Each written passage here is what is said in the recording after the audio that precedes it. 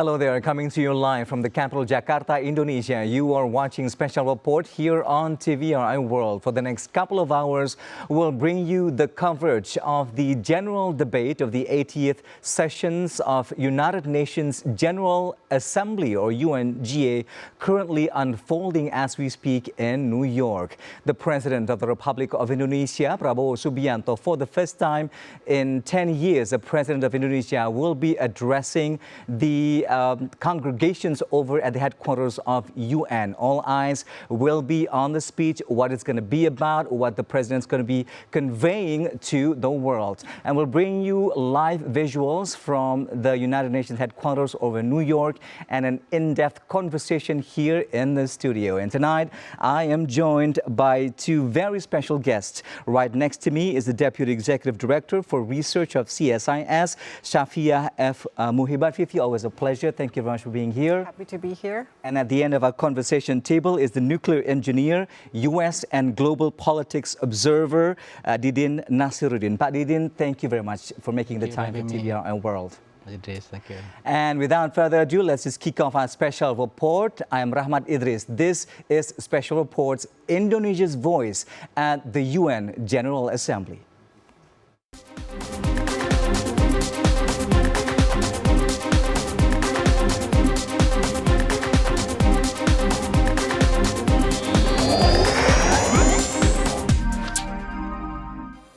And we'll go right over to the UN headquarters in New York, where right now the Secretary General of the United Nations, Antonio Guterres, is delivering his address, initiating the general debate of the 80th sessions of UNGA. Let's have a look.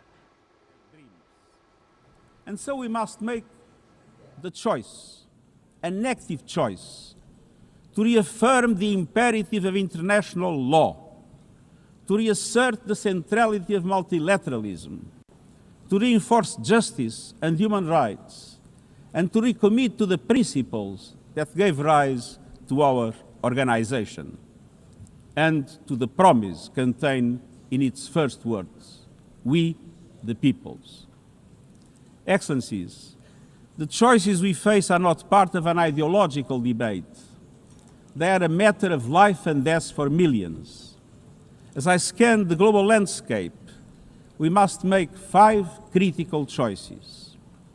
First, we must choose peace rooted in international law. Peace is our first obligation, yet today wars rage with a barbarity we vowed never to allow. Too often, the Charter is brandished when convenient and trampled when not. But the Charter is not optional. It is our foundation. And when the foundation cracks, everything built upon fractures. Around the world, we see countries acting as if the rules don't apply to them. We see humans treated as less than human, and we must call it out. Impunity is the mother of chaos, and it has spawned some of the most atrocious conflicts of our times.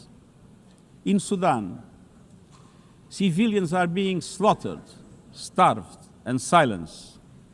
Women and girls face unspeakable violence. There is no military solution. I urge all parties, including those in this hall, end the external support that is fueling this bloodshed. Push to protect civilians, because the Sudanese people deserve peace, dignity, and hope. In Ukraine, relentless violence continues to kill civilians, destroy civilian infrastructure, and threaten global peace and security. I commend recent diplomatic efforts by the United States and others. We must work for a full ceasefire and a just, lasting peace in accordance with the Charter, UN resolutions, and international law.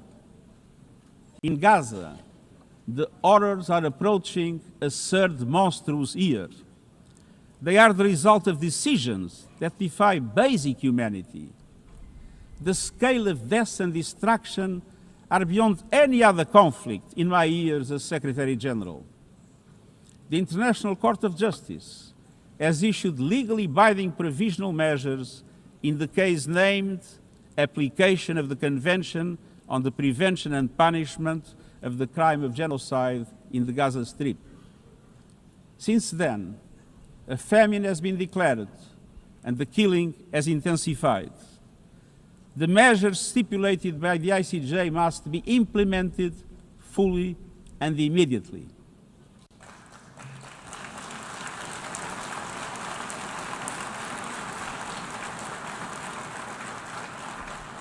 Nothing can justify the horrific Hamas terror attacks of October 7 and the taking of hostages, both of which I have repeatedly condemned. And nothing can justify the collective punishment of the Palestinian people and the systematic destruction of Gaza. We know what is needed. Permanent ceasefire now. All the hostages released now. Full humanitarian access now. And we must not relent in the only viable answer to sustainable Middle East peace, a two-state solution as so eloquently reaffirmed yesterday. We must urgently reverse dangerous trends on the ground. Relentless settler expansion and violence and the looming threat of annexation must stop.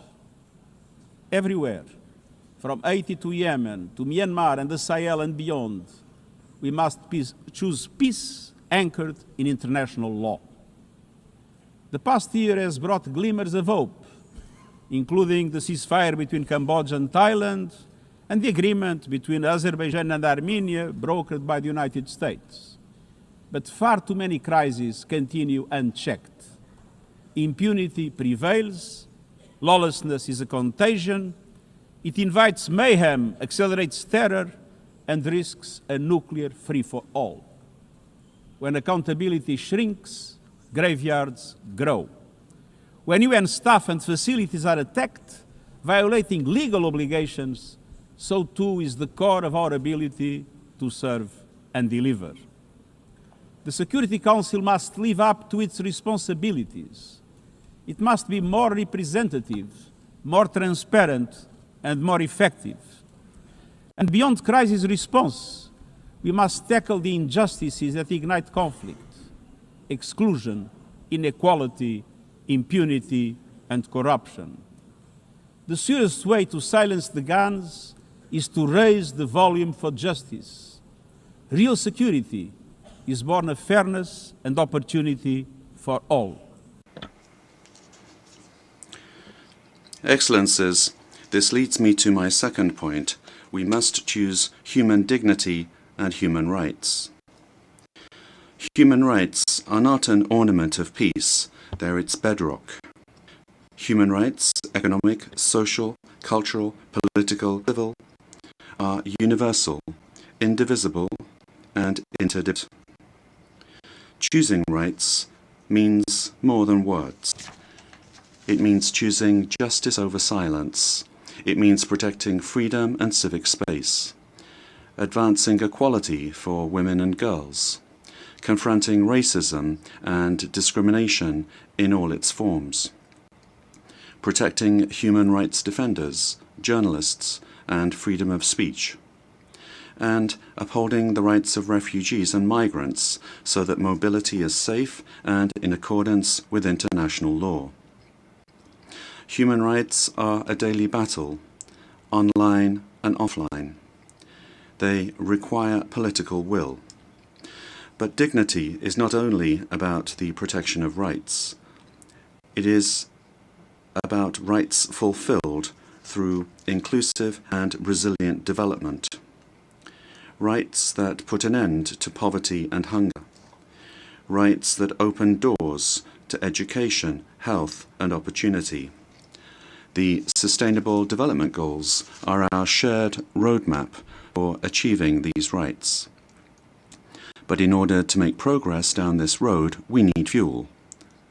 And that fuel is finance. We've seen what development done right can deliver. In the past decade, millions more have gained access to electricity, clean cooking solutions, and to the internet. Child marriage is in retreat. Women's representation is growing. but cuts to aid are wreaking havoc. They are a death sentence for many. For so many more, a stolen future. This is the great paradox of our time. We have the solutions, but we are siphoning off the fuel that would make it possible to make progress. To choose dignity, we must choose financial justice and solidarity. We need to reform the international financial architecture so that it drives development for all. With bigger and bolder multilateral development banks, lending more, and mobilizing more private capital for developing countries, with faster and fairer debt relief mechanisms, helping every country in crisis, including middle-income countries. Protecting natural resources by tackling illicit financial flows and abusive tax practices that rob societies of their future. And global financial institutions that represent today's world, with far greater participation of developing countries in terms of their composition and their decision-making. So let us choose a global economy that works for everyone, men and women. Let us choose human rights and dignity. And let us equip ourselves with the means to ensure a transition for people and the planet. Excellencies, this brings me to the third choice. We must choose climate justice. The climate crisis is accelerating, but so are the solutions. The clean energy future is no longer a distant promise. It's already here. No government, industry, or special interest can stop it. But some are trying, hurting economies, locking in higher prices, and squandering a historic opportunity. Fossil fuels are a losing bet. Last year, almost all new power capacity came from renewables, and the investment is surging. Renewables are the cheapest and fastest source of new power. They create jobs, drive growth, shield economies from volatile oil and gas markets, connect the unconnected, and can free us from the tyranny of fossil fuels. But not at today's pace. Clean energy investment remains uneven. 21st century grids and storage are not rolling out fast enough. And public subsidies, taking from taxpayer money, still flow to fossil fuels over clean energy by a factor of 9 to 1. Meanwhile, emissions, temperatures, and disasters keep rising. And those least responsible suffer the most.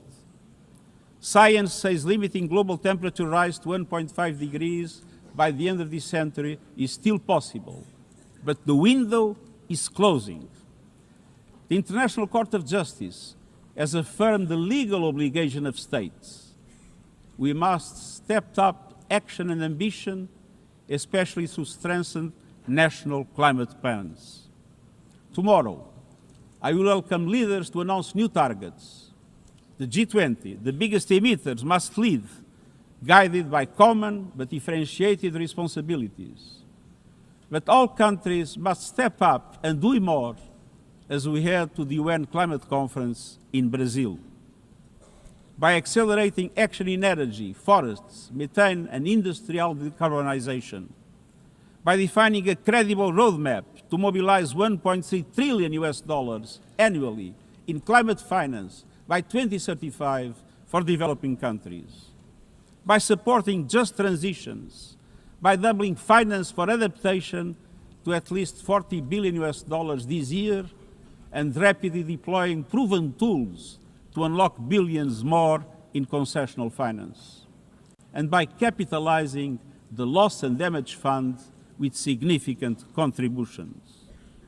All of these requires government, international financial institutions, philanthropies, civil society, and the private sector to work together, to provide fiscal space to developing countries and unlock new innovative sources of finance at scale, including solidarity levies on high-emitting sectors and debt swaps.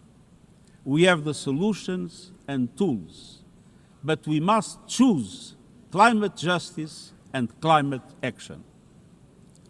Fourth, we must choose to put technology at the service of humanity. Artificial intelligence is rewriting human existence in real time, transforming how we learn, work, communicate, and what we can trust. And the question is not how to stop it, but how to steer it for the greater good. Technology must be our servant, not our master. It must promote human rights, human dignity, and human agency. Yet today, AI's advancement in outpacing regulation and responsibility and is concentrated in a few hands. And the risks are expanding to new frontiers, from biotech to autonomous weapons. We are witnessing the rise of tools for mass surveillance, mass social control, mass disruption, and even mass destruction. Tools that can drain energy, strain ecosystems, and intensify the race for critical minerals, potentially stoking instability and conflict. Yet, these technologies remain largely ungoverned. We need universal guardrails and common standards across platforms. No company should be above the law. No machines should decide who lives or dies. No system should be deployed without transparency, safety, and accountability. Last month, this Assembly took a historic step, establishing an independent international scientific panel on AI and an annual global dialogue on AI governance. Two new pillars of a shared architecture, connecting science with policy to bring clarity and foresight, enabling innovation to flourish while advancing our values and our rights, and ensuring governments, companies, and civil society can help shape common norms. We must build on these mechanisms and close the capacity gap. All countries must be able to design and develop AI, not just to consume it. I have proposed voluntary financing options to build AI computing power, data, and skills in developing nations. No country should be locked out of the digital future or locked into systems it cannot shape or trust. And governments must lead with vision, and companies must act with responsibility. And we, the international community, must ensure that technology lifts up humanity. So let us choose cooperation over fragmentation, ethics over expediency, and transparency over opacity. Technology will not wait for us, but we can still choose what it serves. So let us choose wisely. Fifth and finally, to meet all these goals, we must choose to strengthen the United Nations for the 21st century. The forces shaking our world are also testing the foundations of the United Nations system. We are being hit by rising geopolitical tensions and divisions, chronic uncertainty, and mounting financial strain. But those who depend on the United Nations must not be made to bear the cost, especially now, when for every dollar invested to support our core work to build peace, the world spends $750 on weapons of war. This is not only unsustainable, it is indefensible. In this moment of crisis, the United Nations has never been more essential. The world needs our unique legitimacy, our convening power, our vision to unite nations, to bridge divides and confront the challenges before us.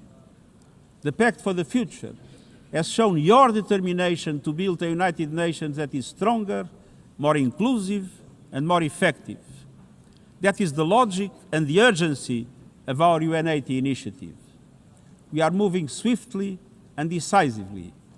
I put forward concrete proposals, a revised budget for 2026 that strengthens accountability, improves delivery, and cuts costs.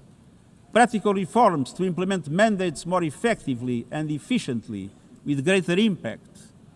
And ideas to spark a paradigm shift in the structure of the UN and how its parts work together. Most of these decisions rest with you, the member states, and we will move forward in full respect of the established procedures. Together, let us choose to invest in a United Nations that adapts, innovates, and is empowered to deliver for people everywhere. Excellencies, my overriding message comes down to this. Now is the time to choose. It's not enough to know what the right choices are. I urge you to make them. I grew up in a world where choices were few. I was raised in the darkness of dictatorship, where fear silenced voices and hope was nearly crushed. Yet, even the bleakest hours, especially then, I discovered a truth that has never left me. Power does not reside in the hands of those who dominate or divide. Real power resides from people, from our shared resolve to uphold dignity, to defend equality, to believe fiercely in our common humanity and the potential of every human being. I learned early to persevere, to speak out, to refuse to surrender, no matter the challenge, no matter the obstacle, no matter the hour. We must and we will overcome. Because in a world of many choices, there is one choice we must never make, the choice to give up. We must never give up. That is my promise to you, for peace, for dignity, for justice, for humanity, for the world we know is possible when we work as one. I will never, ever give up. Thank you.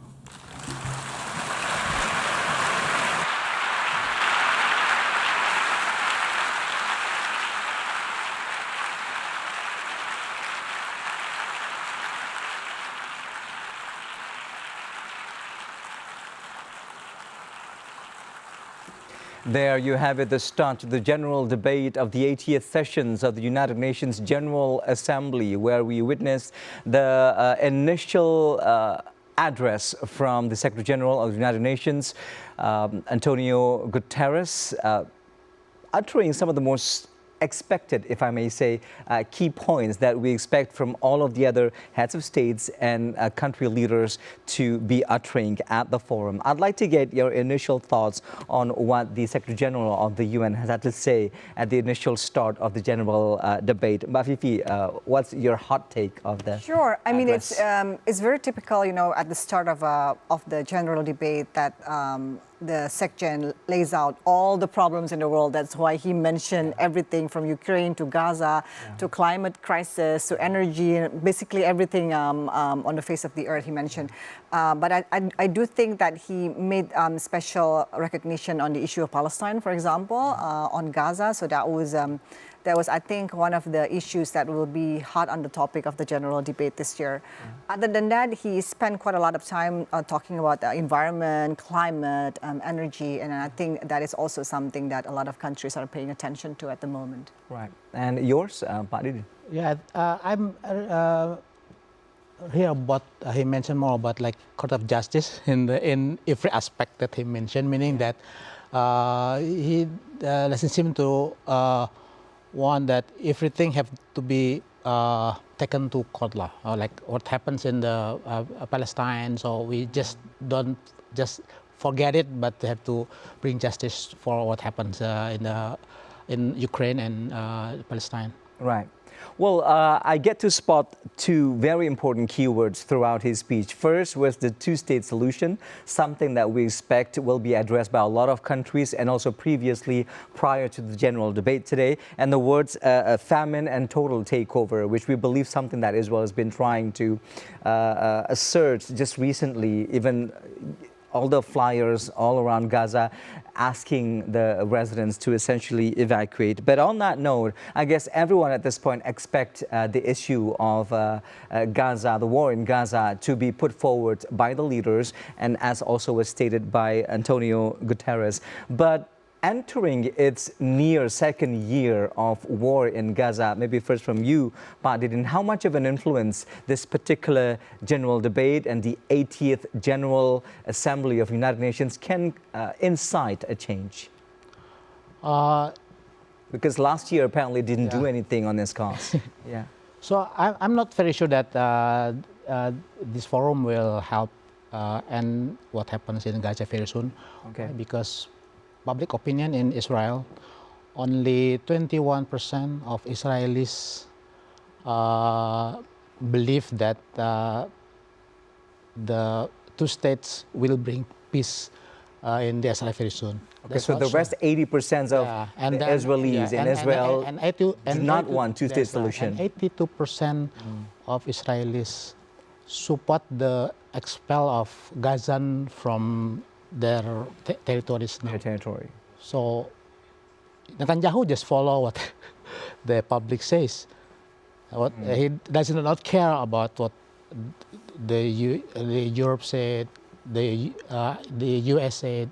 So that's he only referred to public opinion, because the EU stance also, they refer to what happens in the public opinion. Right. Is this truly the case, Ifi, per your analysis and opinions, that two-state solutions, from the perspective of Israel's and especially from PM Netanyahu, is something that is non-negotiable? There's no such thing as the state of Palestine. He said that over time and over again. But a lot of countries in recent days, notably some of them are also in the Security Council of the UN's. We've seen statements from Canada, the UK, more importantly, PM Keir Starmer, and we have Australia, and just recently Portugal, and even Emmanuel Macron just yesterday sort of reiterated the fact that they are supporting the two-state solutions for a peaceful solution to what's currently happening in the Middle East. That's not the case for the General Assembly. Is that actually the way to go after the gathering, the convene here in New York? Sure. I mean, well, a lot of countries are starting, to give recognition to Palestine, and I think a wave of these Western countries who are traditionally allies of Israel are also giving their support for Palestine. I think that's also part of the result of the, countries are growing tired of the 2-year war in Gaza. All the cruelty and the sheer massive Exactly, destruction and of it human seems like lives. there's no way out. Although, you have to admit that the two-state solution is one of the alternatives that have existed for quite some time. And we do recognize that there are weaknesses of this one alternative indeed, but the fact that people are not seeing any possible other solution than this, so that's why a lot of countries are putting their support behind this. Yeah. What does it mean, though, when some of the biggest countries that are traditionally, as you said, an allies to Israel and also a part of NATO, where U.S. is also in there, and time and again, U.S. just recently also exercised its right to veto for ceasefire again and again. I mean, it's always with the reasoning behind it. We are targeting Hamas, while in fact on location what we are witnessing and all the reports that's coming in, that's way beyond just targeting Hamas. Even all the bombing across Middle East just recently in Qatar, that's truly sparked conversation and debate whether or not it's going to be located just beyond the region where Israel's reside, or it's going over the Gulf states as well. So where are we at this point when we expect that there is a definite ceasefire, and all of these strong nations, for lack of better words, have come together to say that this is the true solutions? Keir Starmer said that we are not going to acknowledge the state of Palestine if you go with the ceasefire as well. Essentially, that's what Keir Starmer said. But it was disregarded by Netanyahu, and thus Keir Starmer went by his words to acknowledge Israel's. No, I mean, recognition of a country is highly symbolic, right? It's not going to immediately stop the war. Yeah. It's not going to put Israel's hands behind his back and then stop the firing. Like turning exactly. the office of representative of Palestine into the embassy of Palestine in London, for example. Exactly. So it's highly symbolic, it's highly political, and less military in nature, or of stance, course. yeah. But as a symbol and as in terms of political weight, of course, it has a lot of significance. So for one, once it is recognized as a country by another country, then that means that other country can put their diplomatic offices in Palestine and vice versa. So that puts that gives Palestine a lot of political weight and recognition in this regard. And secondly, it also gives Palestine the ability now to be more active in international organizations because it's now recognized as a country. And what's more important, that it also gives Palestine the ability to be more active in organizations like the ICC, for example, where it can actually, exactly. So yes, it is merely symbolic and political, but it does give a lot of weight in terms of these measures. Right. Yeah. Do you think, Badidin, all of these actions and acknowledgements, statements from powerful nations will put pressure for Israel to make them budge? I mean, at this point, nothing matters to Benjamin Netanyahu except total annihilation of Gaza. The problem is with Netanyahu, right? Because it's related to his political survival. Yeah, since the 1990s, he's been very strong on this. And then the second is the U.S., because the U.S. still very much with Israel. Yeah. Even if you see the public opinion in the U.S., 55% of Americans as a whole support the two-state solutions, but Republicans majority still do not support it. So, and now it's a Republican government, right? So that's, I think, the problem. All right. So, on that note, tonight we are expecting a very crucial and much anticipated address from the President of the Republic of Indonesia at the general debate of the 80th sessions of the UN General Assembly. We have the report on that. President Prabowo Subianto said the summit on Palestine and the two-state solution is not only intended to discuss the fate of Palestine, but also the credibility of the United Nations. Speaking in front of the world leaders at the summit on Palestine and the two-state solution at the UN headquarters, New York, on Monday, President Prabowo emphasized the summit was held to address responsibility for the violence against Palestinian civilians.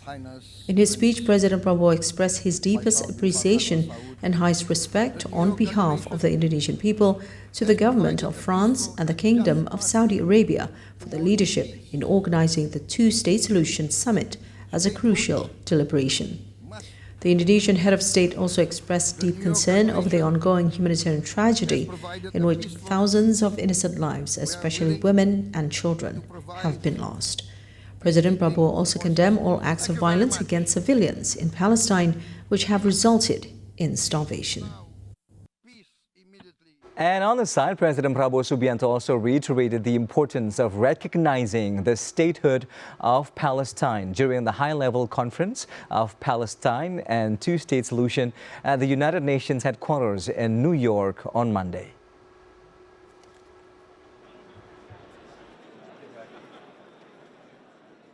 In a forum led by French President Emmanuel Macron, Saudi Arabian Foreign Minister Prince Faisal bin Farhan Al Saud, and the UN Secretary-General Antonio Guterres, President Prabowo reaffirmed Indonesia's commitment to the two-state solution as a way to achieve peace. The president said Indonesia would recognize Israel only if Israel recognizes the independence of Palestine. The independence and the statehood of Palestine, Indonesia will immediately recognize the state of Israel, and we will support all guarantees for the security of Israel. Prabowo also condemned the violence against civilians in Gaza, which he called as a humanitarian tragedy. We condemn Indonesia once again reiterates its commitment to the two-state solution in the Palestine problem. Only this two-state solution will lead to peace. According to President Prabowo, international initiative through the UN's high-level international conference is a historic effort to achieve a just and sustainable peace between Palestine and Israel. All right, world leaders have gathered again in New York, United States to attend the United Nations General Assembly. Australian Prime Minister Anthony Albanese is attending for the first time, marking a new step in his country's diplomacy. One of the most prominent and widely advocated issues is the recognition of the state of Palestine. And here are 4 issues expected to be the main focus of the annual meeting.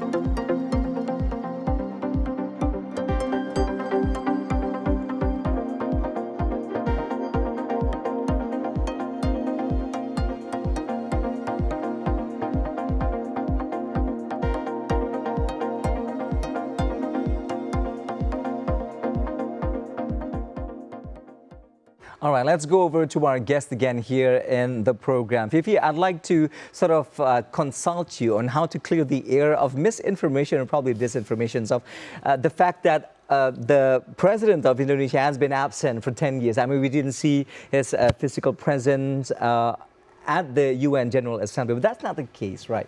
Yeah, during the pandemic, the General Assembly was held online, right? Because, the world basically was on lockdown. Yeah. So President Joko Widodo actually attended virtually twice, and he did address the General Assembly. Well, for some people, it doesn't count as actually being present. But he did address the General Assembly virtually when it was held during a lockdown. Right. Yeah. So, however, the physical presence always means something when it comes to head of states and top leader of a nation's being there in person, sort of bringing over our flags and our manners of diplomacy. But how important do you think? Because Pak Didin, because we've heard President Prabowo Subianto and also throughout his campaign championing Indonesia's stance and presence on global stage and sort of making it more prominent for a country to be recognized. So this is his state, essentially, is going to take to the podium very, very soon. How does it fit his goals of turning as a turning point of Indonesia globally? Yeah, I think first it will be a good public relations and marketing, right? Okay, so it's all about it's industry, and it's especially PR because especially because he speaks in the prime time after Trump. Okay, I think right after President Trump. So that's one thing. And the second, I think the Prabowo has been talking about Palestine's independence, right? This is which is I think is in line with what the world is talking about, not only among Asians or Middle Eastern, but also among European now, and also the majority of Americans also support the two-state solutions. All right, we're going to go over, I have to pause you there, Pak Dini, we're going to go over to the UN headquarters in New York. We have received words that taking to the podium now is the President of Brazil, Luiz Inácio Lula da Silva, about to deliver his key address at the general debate of the 80th session of UNGA. Let's have a listen in. And prosperity. Today, however, the ideals that inspired its founders in San Francisco are under threat as never before in their history. Multilateralism is at a new crossroads. The organizations are through. There is a clear parallel between the multilateralism crisis and the weakening of democracy. Authoritarianism is strengthened when we fail to act in the face of arbitrary acts, when the international society falters in defending peace, sovereignty, and the rule of law. The consequences are tragic. Throughout the world, anti-democratic forces are trying to subjugate institutions and stifle freedoms. They worship violence, praise ignorance, act as physical and digital militias, and restrict the press. Even under branch of power is unacceptable. This interference in domestic affairs is aided by a subservient far right who is nostalgic of past hegemonies. False patriots plan and publicly promote actions against Brazil. Peace cannot be achieved with impunity. A few days ago, and for the first time in 525 years of our history, a former head of state was convicted of attacking the democratic rule of law. He was investigated, indicted, trialed, and held accountable for his actions in a meticulous process. He has the right to defend himself was secured, a prerogative that dictatorships deny to their victims before the eyes of the world.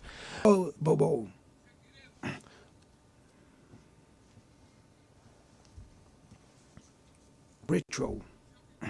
Its strength presupposes the reduction of inequalities, the guarantee of the most basic rights: food, safety, work, housing, education, and health.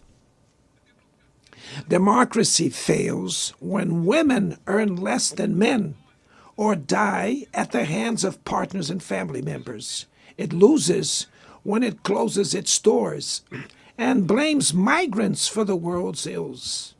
Poverty is as much an enemy of democracy as extremism.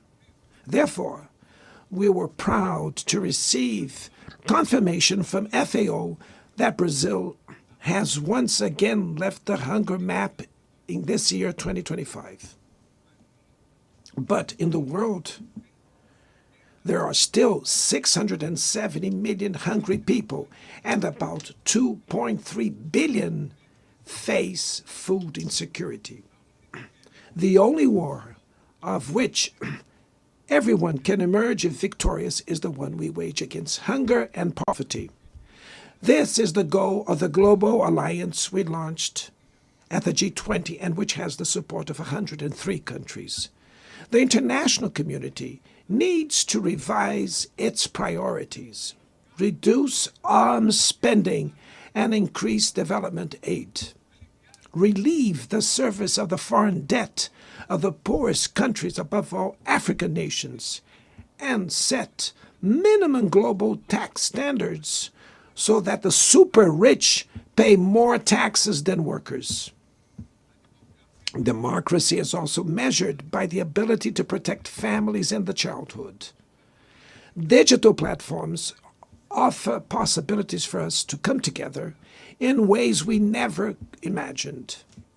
But they have been used for sowing intolerance, misogyny, xenophobia, and misinformation. The internet cannot be a land of lawlessness. It's up to governments to protect the most vulnerable. Regulating does not mean restraining freedom of expression. It's about ensuring that what is already illegal in the real world is treated the way in the virtual environment. Attacks on regulation serve to cover up hidden interests and provide shelter for crimes such as fraud, human trafficking, pedophilia, and attacks against democracy. The Brazilian parliament was right to rush to address this issue. Last week, I proudly enacted one of the world's most advanced laws for the protection of children and adolescents in the digital environment. Also, we sent draft bills to the National Congress to foster competition in digital markets and to encourage the installation of sustainable data centers.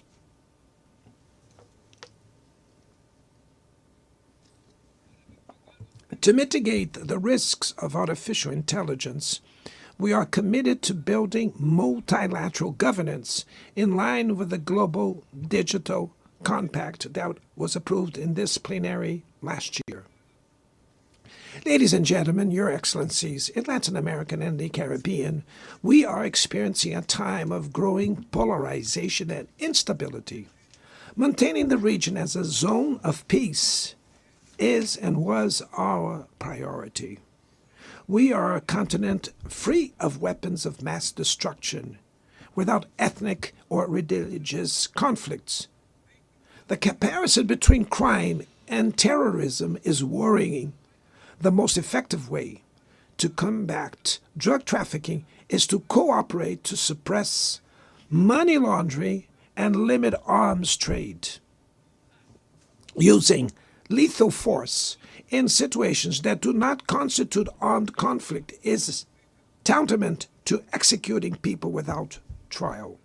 Other parts of the planet have already witnessed interventions that cause greater damage than intended, with serious humanitarian consequences. The path to dialogue must not be closed in Venezuela. Haiti has the right to a violence-free future, and it is unacceptable that Cuba be listed as a country that sponsors terrorism. In the conflict in Ukraine,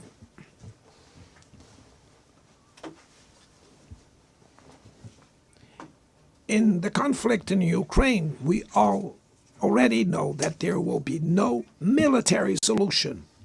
The recent meeting in Alaska raised hopes for a negotiated way out. It's necessary to pave the way for a realistic solution. This implies taking into account the legitimate security concerns of all parties. The African Initiative and the Friends for Peace group created by China and Brazil can help promote dialogue and a diplomatic solution. No situation is more emblematic of the disproportionate and illegal use of force that the one occurring in Gaza.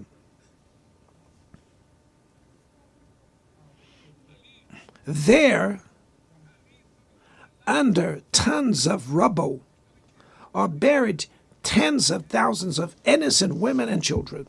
It happened without the complicity of those who could have prevented it. In Gaza, hunger is used as a weapon of war, and the forced displacement of populations goes on unpunished.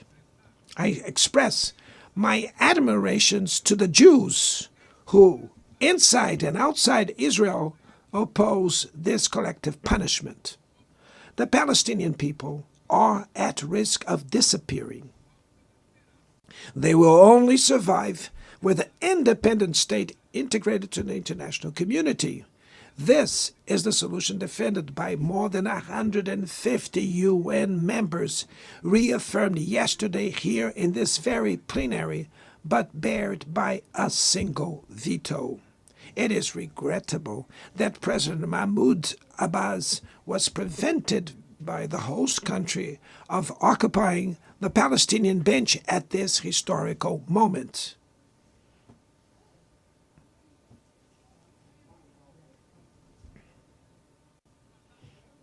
The spread of this conflict to Lebanon, Syria, Iran, Qatar is fueling an unprecedented arms build-up. Madam President, bombs and nuclear weapons will not protect us from the climate crisis. The year of 24 was the warmest already registered. COP30 in the city of Belém, Brazil, will the cope of truth it will be the time for world leaders to prove the seriousness of their commitment to the planet. Without a complete picture of the NDC's nationally determined contributions, we were walking blindfolded towards the abyss. Brazil has committed to reducing its emissions by 59% and 67%, covering all greenhouse gases and all sectors of the economy. Developing nations face climate change while grappling with other challenges. Meanwhile, rich countries enjoy a standard of living reached at the expense of 200 years of greenhouse gas emissions, demanding greater ambition and greater access to resources and technology. It's not a matter of charity, but of justice. The race for critical minerals essential for energy transition cannot reproduce the predatory and asymmetrical logic that has characterized recent centuries. In Belém City, the world will learn about the reality of the Amazon. Brazil has already reduced deforestation by half in the region in the last 2 years. Eradicating it requires ensuring decent living conditions for its millions of inhabitants. Promoting sustainable development is the objective of the Tropical Forest Forever facility, which Brazil intends to launch to compensate countries that keep their forests standing. But the time has come to move from the negotiation phase to the implementation stage. The world owes a lot to the regime created by the Climate Convention. Climate change needs to be brought to the heart of the UN so that it gets the attention it deserves. A council linked to the General Assembly with the power and legitimacy to monitor commitments provide coherence to climate action. This is a fundamental step towards a broader reform of the organization, which would also include an expanded Security Council in the 2 member categories. Few areas have worsened as much as the multilateral trading system.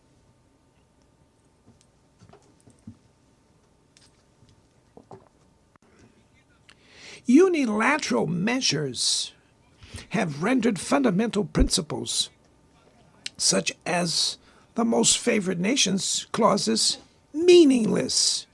They have disrupted value chains and threw the global economy into a pernicious spiral of high prices and stagnation. It is urgent to refound the WTO based on modern and flexible foundations. Your Excellencies, ladies and gentlemen, this year, the world lost 2 exceptional public figures. Former Uruguayan President Pepe Mujica and our dear Pope Francis, both embodied the best humanist values like no other. Their lives were intertwined with the 8 decades of the UN's existence. If they were still among us, they would use this platform to remember that authoritarianism, environmental degradation, and inequality are not relentless, that the only ones defeated are those who stand idly by, resignate, and that we can defeat the false prophets and oligarchs who exploit fear and monetize hate, and that tomorrow is made of daily choices, and it takes courage to act to transform it. In the future that Brazil envisions, there is no room for the reenactment of ideological rivalries or spheres of influence. Confrontation is not inevitable. We need leaders with clear visions who understand that the international order is not a zero-sum game. The 21st century will be increasingly multipolar. For it to remain peaceful, it cannot fall to multilateral. Brazil is giving increasing importance to the European Union, the African Union, ASEAN, CELAC, BRICS, and the G20. The voice of the Global South must be heard. The UN has today almost 4 times more members than the 51 who were at its foundation. Our historic mission is to make it once again a barrier of hope and a promoter of equality, peace, sustainable development, diversity, and tolerance. May God bless us all. And thank you very much.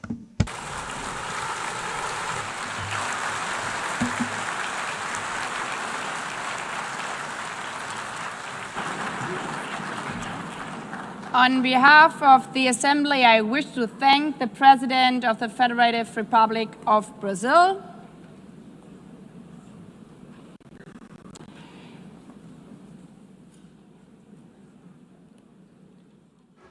Well, there you have it. Moments ago, taking to the podium at the UN General Assembly General Debate, the President of Brazil, Luiz Inácio Lula da Silva. A very fiery address, if I may say.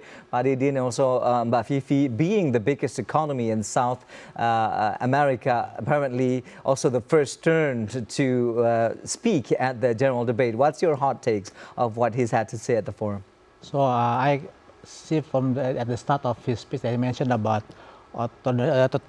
dictatorship, mentioned about authoritarianism, the way he puts it. I think it's a direct jab to President Donald Trump. They were allowed to say it. And also he speak about press operation. I see. And also talk about like impunity or punishment for crimes. I think he mentioned about Ukraine and also Israel, and he also mentioned about what happened in this country where a former president is Bolsonaro is sent to jail because of his crime. So I see it as a preempt to what Trump may speak at his speech. And Trump has got to follow that right after Da Silva. But your take, Mafi, because my initial highlights of what he had to say was about the importance of multilateralism, and then at the end towards the end, he mentioned the unilateral actions taken by a certain country that sort of disrupts the global structure. Your analysis. Well, he even went very specific about disrupting the global supply chain. Right, so but before you go ahead with that, I've just been notified that walking towards the podium right now is the President of the United States. It's already right there, President Donald Trump. Let's listen in. The address of the President of the United States. And I don't mind making this speech without a teleprompter, because the teleprompter is not working. I feel very happy to be up here with you nevertheless, and that way you speak more from the heart. I can only say that whoever's operating this teleprompter is in big trouble.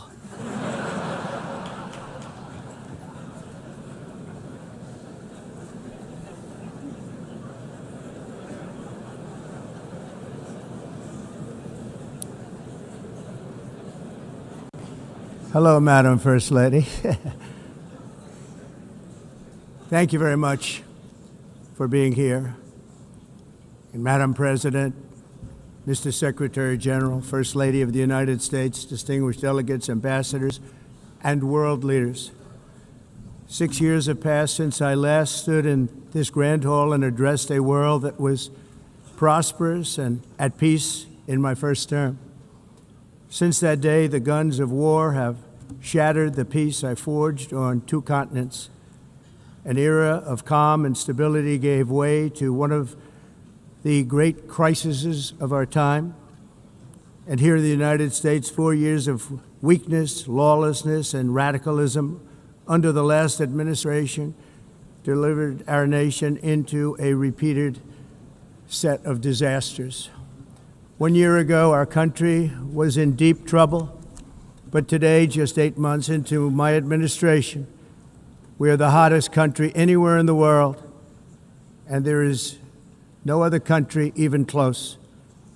America is blessed with the strongest economy, the strongest borders, the strongest military, the strongest friendships, and the strongest spirit of any nation on the face of the earth. This is indeed the golden age of America. We are rapidly reversing the economic calamity we inherited from the previous administration, including ruinous price increases and record-setting inflation like we've never had before.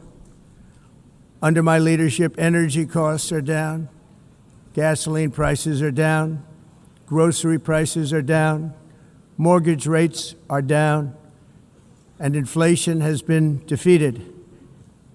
The only thing that's up is the stock market, which just hit a record high. In fact, it hit a record high 48 times in the last short period of time. Growth is surging, manufacturing is booming. The stock market, as I said, is doing better than it's ever done. And all of you in this room benefit by that, almost everybody. And importantly, workers' wages are rising at the fastest pace in more than 60 years. And that's what it's all about, isn't it? In 4 years of President Biden, we had less than $1 trillion of new investment into the United States. In just 8 months since I took office, we have secured commitments and money already paid for $17 trillion. Think of it, 4 years, less than $1 trillion, 8 months, much more than $17 trillion is being invested in the United States, and it's now pouring in from all parts of the world. We've implemented the largest tax cuts in American history and the largest regulation cuts in American history, making this once and again the best country on earth to do business. And many of the people in this room are investing in America, and it's turned out to be an awfully good investment during this 8-month period. In my first term, I built the greatest economy in the history of the world. We had the best economy ever, history of the world. And I'm doing the same thing again, but this time it's actually much bigger and even better. The numbers far surpass my record-setting first term. On our southern border, we have successfully repelled a colossal invasion. And for the last 4 months, and that's 4 months in a row, the number of illegal aliens admitted and entering our country has been 0. Hard to believe, because if you look back just a year ago, it was millions and millions of people pouring in from all over the world, from prisons, from mental institutions, drug dealers. All over the world they came. They just poured into our country with the ridiculous open border policy of the Biden administration. Our message is very simple. If you come illegally into the United States, you're going to jail, or you're going back to where you came from, or perhaps even further than that. You know what that means. I want to thank the country of El Salvador for the successful and professional job they've done in receiving and jailing so many criminals that entered our country. And it was under the previous administration that the number became record-setting, and they're all being taken out. We have no choice. And other countries have no choice, because other countries are in the exact same situation with immigration. It's destroying your country, and you have to do something about it. On the world stage, America is respected again like it has never been respected before. You think about 2 years ago, 3 years ago, 4 years ago, or 1 year ago, we were a laughingstock all over the world. At the NATO summit in June, virtually all NATO members formally committed to increase defense spending at my request from 2% to 5% of GDP, making our alliance far stronger and more powerful than it was ever before. In May, I traveled to the Middle East to visit my friends and rebuild our partnerships in the Gulf and those valued relationships with Saudi Arabia, Qatar, and the UAE, and other countries are now, I believe, closer than ever before. My administration has negotiated one historic trade deal after another, including with the United Kingdom, the European Union, Japan, South Korea, Vietnam, Indonesia, the Philippines, Malaysia, and many, many others. Likewise, in a period of just 7 months, I have ended 7 unendable wars. They said they were unendable. You're never going to get them solved. Some were going for 31 years, 2 of them, 31, think of it, 31 years. One was 36 years. One was 28 years. I ended 7 wars. And in all cases, they were raging with countless thousands of people being killed. This includes Cambodia and Thailand, Kosovo and Serbia, the Congo and Rwanda, a vicious, violent war that was, Pakistan and India, Israel and Iran, Egypt and Ethiopia, and Armenia and Azerbaijan. It included all of them.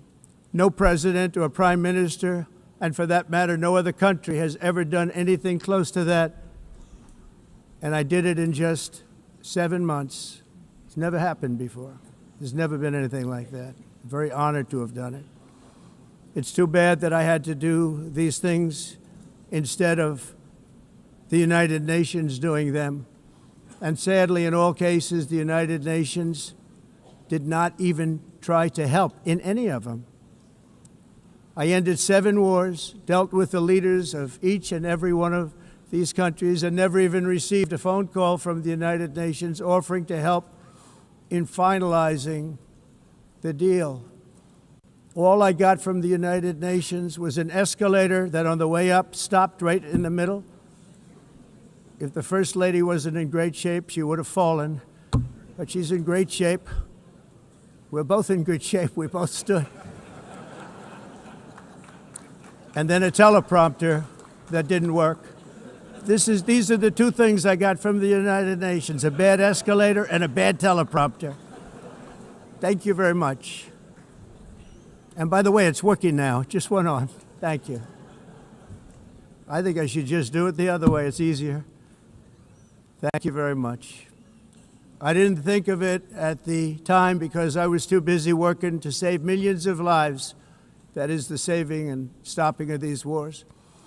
But later I realized that the United Nations wasn't there for us. They weren't there. I thought of it really after the fact, not during these negotiations, which were not easy. That being the case, what is the purpose of the United Nations? The UN has such tremendous potential. I've always said it. It has such tremendous, tremendous potential, but it's not even coming close to living up to that potential. For the most part, at least for now, all they seem to do is write a really strongly worded letter and then never follow that letter up. It's empty words, and empty words don't solve war. The only thing that solves war and wars is action. Now, after ending all of these wars and also earlier negotiating the Abraham Accords, which is a very big thing for which our country received no credit, never receives credit. Everyone says that I should get the Nobel Peace Prize for each one of these achievements. But for me, the real prize will be the sons and daughters who live to grow up with their mothers and fathers, because millions of people are no longer being killed in endless and unglorious wars. What I care about is not winning prizes, it's saving lives. We saved millions and millions of lives with the 7 wars. And we have others that we're working on, and you know that. Many years ago, a very successful real estate developer in New York, known as Donald J. Trump, I bid on the renovation and rebuilding of this very United Nations complex. I remember it so well. I said at the time that I would do it for $500 million, rebuilding everything. It would be beautiful. I used to talk about, I'm going to give you marble floors. They're going to give you terrazzo. I'm going to give you the best of everything. You're going to have mahogany walls. They're going to give you plastic. But they decided to go in another direction, which was much more expensive at the time, and which actually produced a far inferior product. And I realized that they did not know what they were doing when it came to construction, and that their building concepts were so wrong, and the product that they were proposing to build was so bad and so costly. It was going to cost them a fortune. And I said, and wait till you see the overruns. Well, I turned out to be right. They had massive cost overruns and spent between $2 and $4 billion on the building and did not even get the marble floors that I promised them. You walk on terrazzo, do you notice that? As far as I'm concerned, frankly, looking at the building and getting stuck on the escalator, they still haven't finished the job. They still haven't finished. That was years ago. The project was so corrupt that Congress actually asked me to testify before them on the tremendous waste of money, because it turned out that they had no idea what it was, but they knew it was anywhere between $2 and $4 billion as opposed to $500 million with a guarantee. But they had no idea, and I said it cost much more than $5 billion. Unfortunately, many things in the United Nations are happening just like that, but on an even much bigger scale, much, much bigger. Very sad to see. Whether the UN can manage to play a productive role, I've come here today to offer the hand of American leadership and friendship to any nation in this assembly that is willing to join us in forging a safer, more prosperous world. And it's a world that we'll be much happier with. A dramatically better future is within our reach. But to get there, we must reject the failed approaches of the past and work together to confront some of the greatest threats in history. There is no more serious danger to our planet today than the most powerful and destructive weapons ever devised by man, of which the United States, as you know, has many. Just as I did in my first term, I've made containing these threats a top priority, starting with the nation of Iran. My position is very simple. The world's #1 sponsor of terror can never be allowed to possess the most dangerous weapon. That's why shortly after taking office, I sent the so-called Supreme Leader a letter making a generous offer. I extended a pledge of full cooperation in exchange for a suspension of Iran's nuclear program. The regime's answer was to continue their constant threats to their neighbors and U.S. interests throughout the region, and some great countries that are right nearby. Today, many of Iran's former military commanders, in fact, I can say almost all of them, are no longer with us. They're dead. And 3 months ago, in Operation Midnight Hammer, 7 American B-2 bombers dropped the 14 30,000-pound each bombs on Iran's key nuclear facilities, totally obliterating everything. No other country on earth could have done what we did. No other country has the equipment to do what we did. We have the greatest weapons on earth. We hate to use them. But we did something that for 22 years people wanted to do. With Iran's nuclear enrichment capacity demolished, I immediately brokered an end to the 12-day war, as it's called, between Israel and Iran, with both sides agreeing to fight no longer. As everyone knows, I have also been deeply engaged in seeking a ceasefire in Gaza. Have to get that done. Have to get it done. Unfortunately, Hamas has repeatedly rejected reasonable offers to make peace. We can't forget October 7th, can we? Now, as if to encourage continued conflict, some of this body is seeking to unilaterally recognize a Palestinian state. The rewards would be too great for Hamas terrorists for their atrocities. This would be a reward for these horrible atrocities, including October 7th, even while they refuse to release the hostages or accept a ceasefire. Instead of giving to Hamas and giving so much, because they've taken so much, they have taken so much. This could have been solved so long ago. But instead of giving in to Hamas's ransom demands, those who want peace should be united with one message: release the hostages now. Just release the hostages now. Thank you.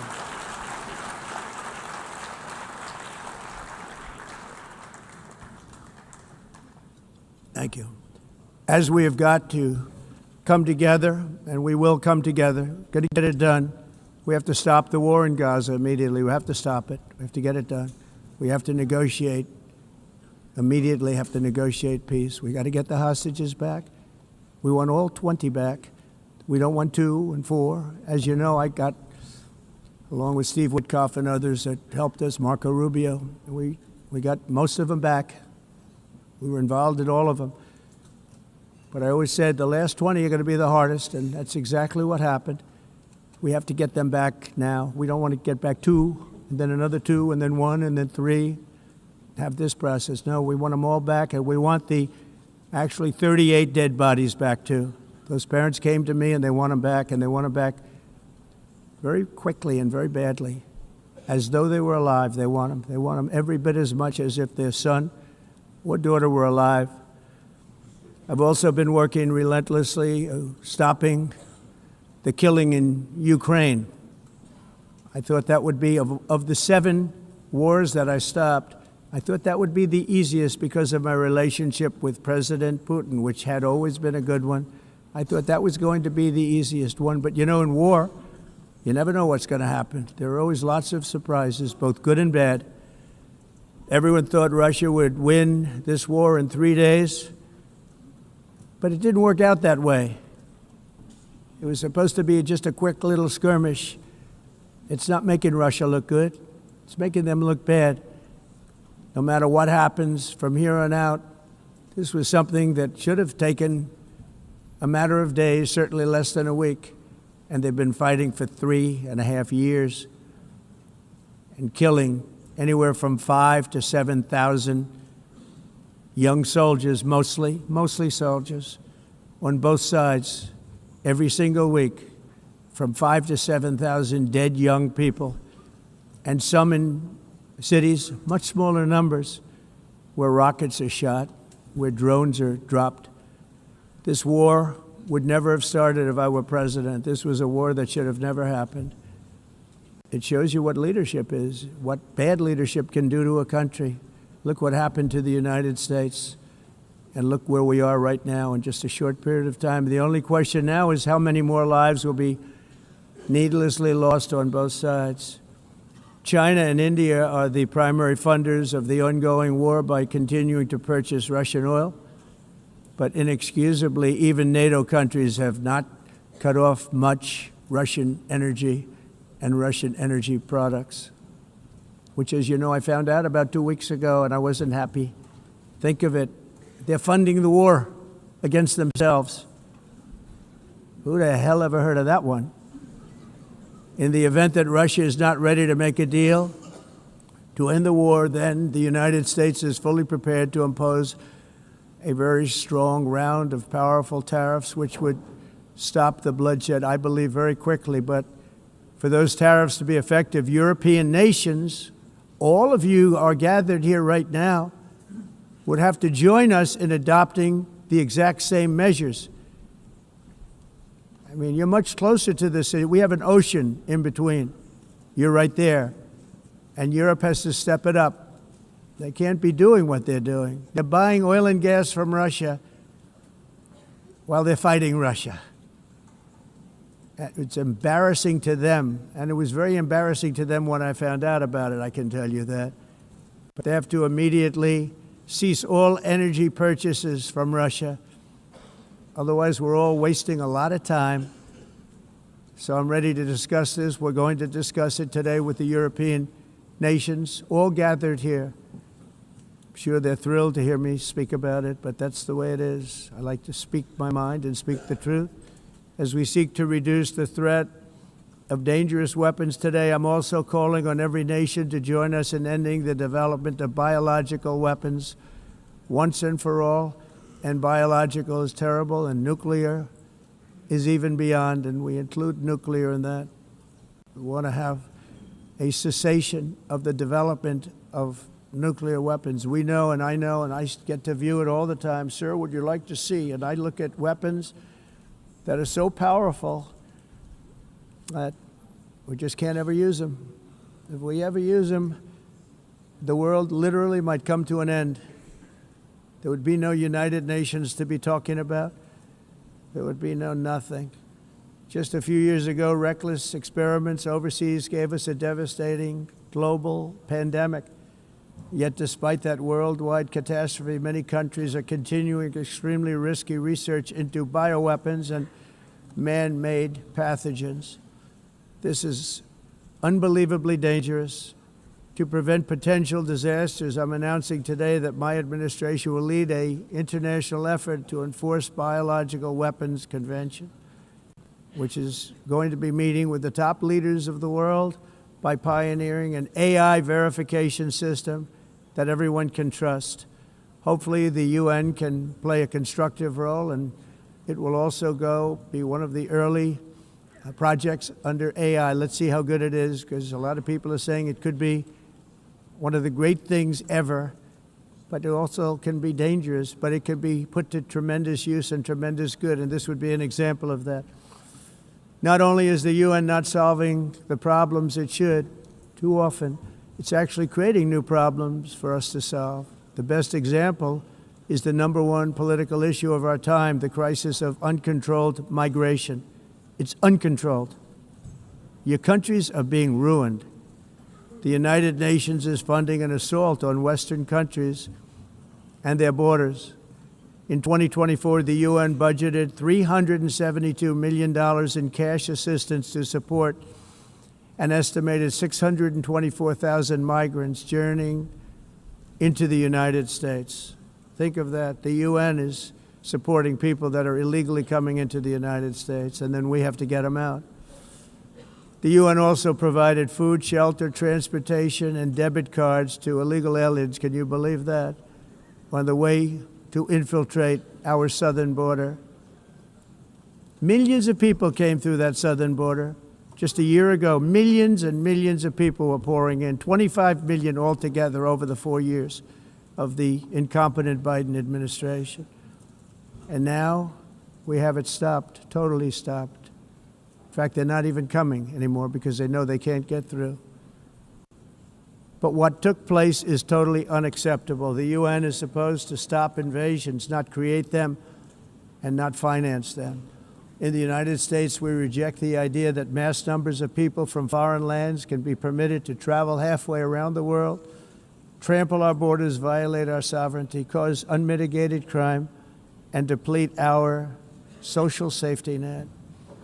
We have reasserted that America belongs to the American people, and I encourage all countries to take their own stand in defense of their citizens as well. You have to do that because I see it. I'm not mentioning names. I see it, and I could call every single one of them out. You're destroying your countries. They're being destroyed. Europe is in serious trouble. They've been invaded by a force of illegal aliens like nobody's ever seen before. Illegal aliens are pouring into Europe. Nobody is ever, and nobody's doing anything to change it, to get them out. It's not sustainable. And because they choose to be politically correct, they're doing just absolutely nothing about it. And I have to say, I look at London, where you have a terrible mayor, terrible, terrible mayor, and it's been so changed, so changed. Now they want to go to Sharia law, but you're in a different country. You can't do that. Both the immigration and their suicidal energy ideas will be the death of Western Europe if something is not done immediately. This cannot be sustained. What makes the world so beautiful is that each country is unique. But to stay this way, every sovereign nation must have the right to control their own borders. You have the right to control your borders, as we do now, and to limit the sheer numbers of migrants entering their countries and paid for by the people of that nation that were there and that built that particular nation at the time. They put their blood, sweat, tears, money into that country. and now they're being ruined. Proud nations must be allowed to protect their communities and prevent their societies from being overwhelmed by people they have never seen before, with different customs, religions, with different everything. Where migrants have violated laws, lodged false asylum claims, or claimed refugee status for illegitimate reasons, they should, in many cases, be immediately sent home. And while we will always have a big heart for places and people that are struggling and truly compassionate, answers will be given. We have to solve the problem, and we have to solve it in their countries, not create new problems in our countries. And we are very helpful to a lot of countries that are just not able to send their people anymore. They used to send them to us in caravans of 25,000, 30,000 people each. These massive caravans of people pouring into our country, totally unchecked and unvetted. But not anymore. According to the Council of Europe, in 2024, almost 50% of inmates in German prisons were foreign nationals or migrants. In Austria, the number was 53% of the people in prisons were from places that weren't from where they are now. In Greece, the number was 54%, and in Switzerland, beautiful Switzerland, 72% of the people in prisons are from outside of Switzerland. When your prisons are filled with so-called asylum seekers who repaid kindness, and that's what they did, they repaid kindness with crime. It's time to end the failed experiment of open borders. You have to end it now. See, I can tell you, I'm really good at this stuff. Your countries are going to hell. In America, we've taken bold action to swiftly shut down uncontrolled migration. Once we started detaining and deporting everyone who crossed the border and removing illegal aliens from the United States, they simply stopped coming. They're not coming anymore. We're getting a lot of credit, but they're not coming anymore. This was a humanitarian act for all involved, because on the trips up, thousands of people a week were dying. Women were being raped. Nobody's ever seen anything like it. Raped, horribly beaten, raped. On the trip up, the journey up, it was a long walk. It was a long, arduous journey, indeed. And it was also a historic victory against human trafficking throughout the region. What we did was a victory, and we saved so many lives of people that wouldn't make the journey. That journey was loaded up with death. Loaded up with death. Dead bodies all along the roads of jungles to get up. They go through jungles, they go through areas so hot you couldn't breathe. They were dying of suffocation, areas so hot that you couldn't breathe. Dead bodies all over. By them not coming, we're saving tremendous numbers of lives. My people have done a fantastic job in doing what they did, and the American public agrees with it. I mean, I was very proud to see this morning I have the highest poll numbers I've ever had. Part of it is because of what we've done on the border. I guess the other part is what we've done on the economy. Joe Biden's policies empowered murderous gangs, human smugglers, child traffickers, drug cartels, and prisoners from all over the world. The previous administration also lost nearly 300,000 children. Think of that. They lost more than 300,000 children, little children, who were trafficked into the United States on the Biden watch, many of whom have been raped, exploited, and abused, and sold. Sold.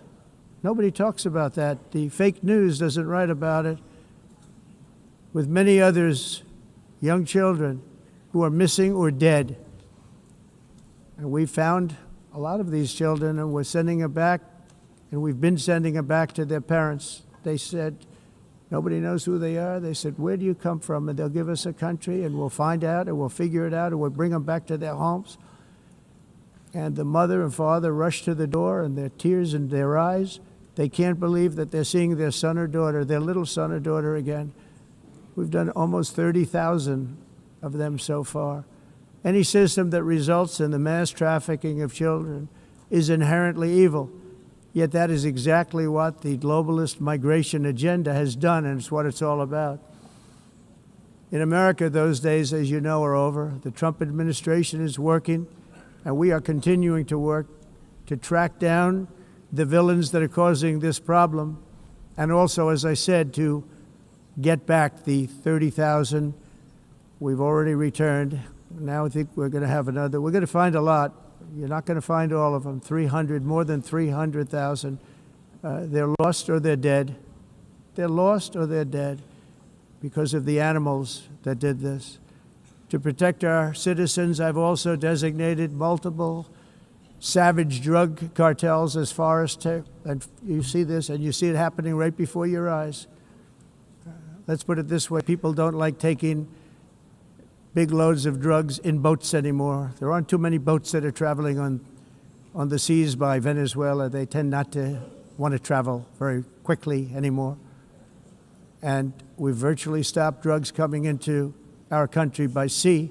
We call them the water drugs. They kill hundreds of thousands of people. I've also designated multiple savage drug cartels as far as foreign terrorist organizations, along with two bloodthirsty transnational gangs, probably the worst gangs anywhere in the world, MS-13 and Tren de Aragua.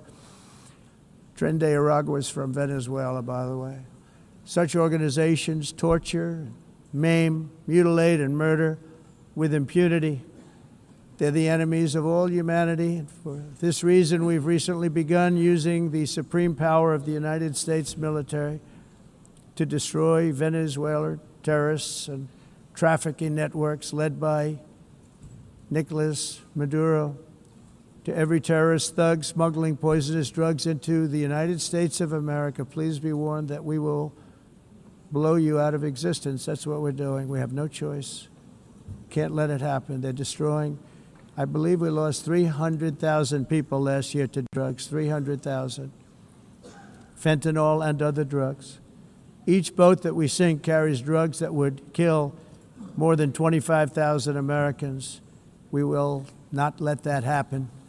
Energy is another area where the United States is now thriving like never before. We're getting rid of the falsely named renewables. By the way, they're a joke. They don't work. They're too expensive. They're not strong enough to fire up the plants that you need to make your country great.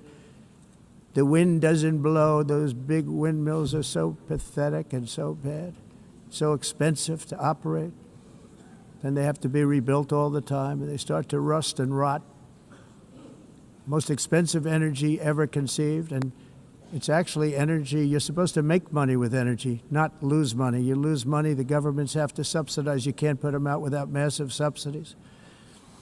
And most of them are built in China, and I give China a lot of credit. They build them, but they have very few wind farms. So why is it that they build them and they send them all over the world, but they barely use them? You know what they use? Coal. They use gas. They use almost anything, but they don't like wind. But they sure as hell like selling the windmills. Europe, on the other hand, has a long way to go, with many countries being on the brink of destruction because of the green energy agenda. And I give a lot of credit to Germany. Germany was being led down a very sick path, both on immigration, by the way, and on energy. They were going green, and they were going bankrupt. And the new leadership came in, and they went back to where they were, with fossil fuel and with nuclear, which is good. It's now safe, and you can do it properly.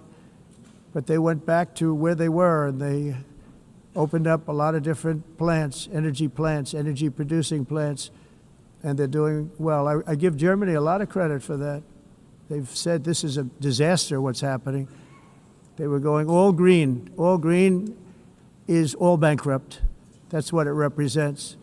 And it's not politically correct. I'll be very badly criticized for saying it, but I'm here to tell the truth. I don't care. It doesn't matter to me.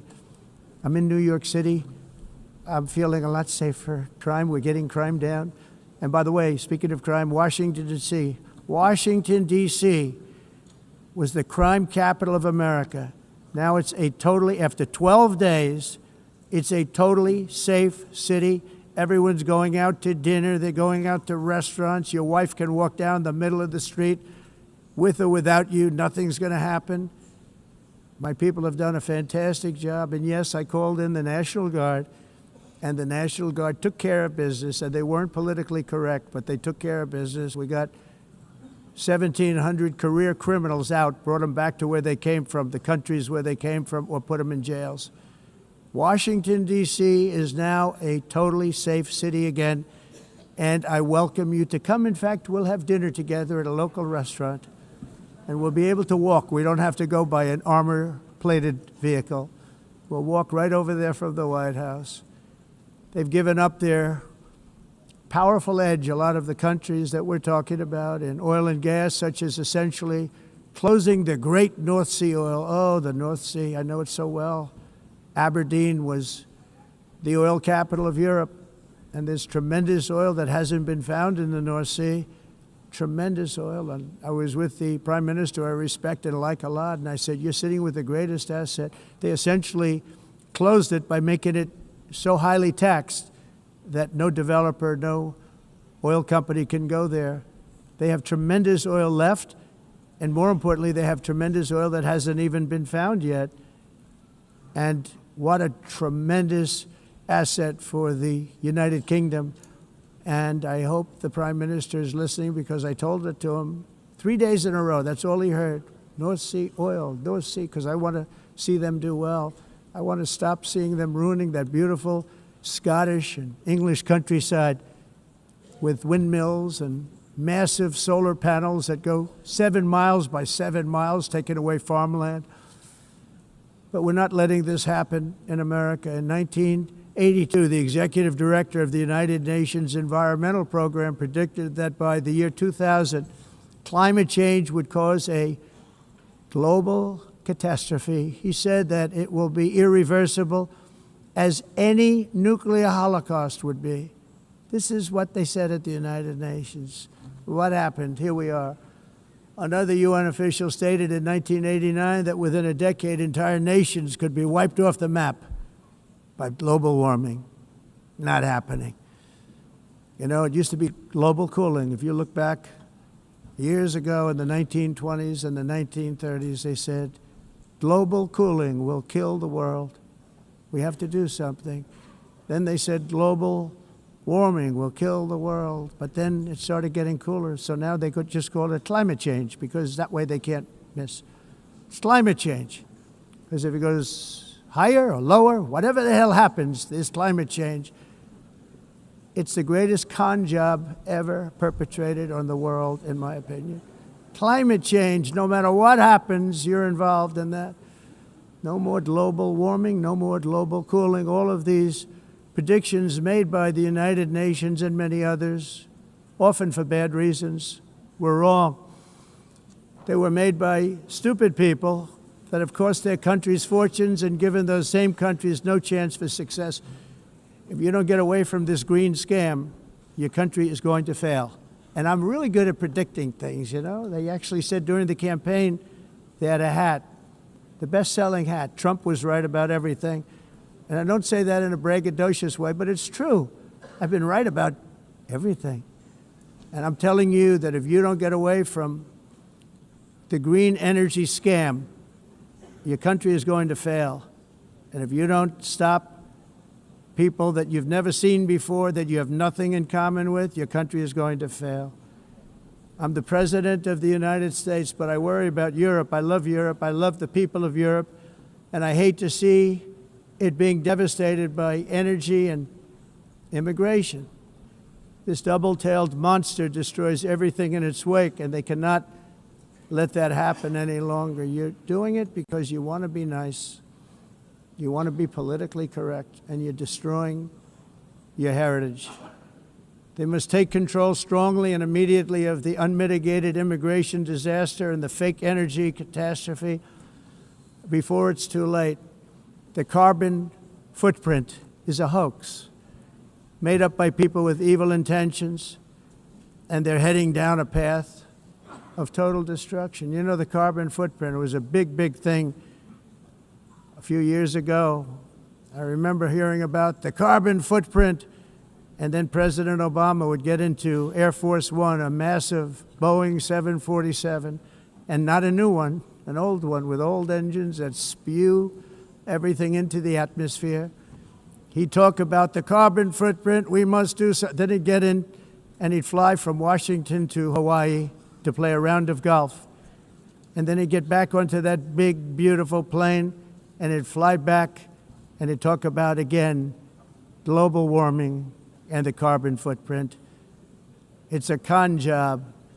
At extreme cost and expense, Europe reduced its own carbon footprint by 37%. Think of that. Congratulations, Europe. Great job. You cost yourself a lot of jobs, a lot of factories closed, but you reduced the carbon footprint by 37%. However, for all of that sacrifice and much more, it's been totally wiped out and then some by a global increase of 54%. Much of it coming from China and other countries that are thriving around China, which now produces more CO2 than all the other developed nations in the world. So all of these countries are working so hard on the carbon footprint, which is nonsense, by the way. It's nonsense. You know, it's interesting. In the United States, we have still radicalized environmentalists, and they want the factories to stop. Everything should stop. No more cows. We don't want cows anymore. I guess they want to kill all the cows. They want to do things that are just unbelievable, and you have it too. But you know, we have a border, strong, and we have a shape, and that shape doesn't just go straight up. That shape is amorphous when it comes to the atmosphere. And if we had the most clean air, and I think we do, we have very clean air. We have the cleanest air we've had in many, many years. But the problem is that other countries, like China, which has air that's a little bit rough, it blows. And no matter what you're doing down here, the air up here tends to get very dirty because it comes in from other countries where their air isn't so clean. And the environmentalists refuse to acknowledge that. Same thing with garbage. In Asia, they dump much of their garbage right into the ocean.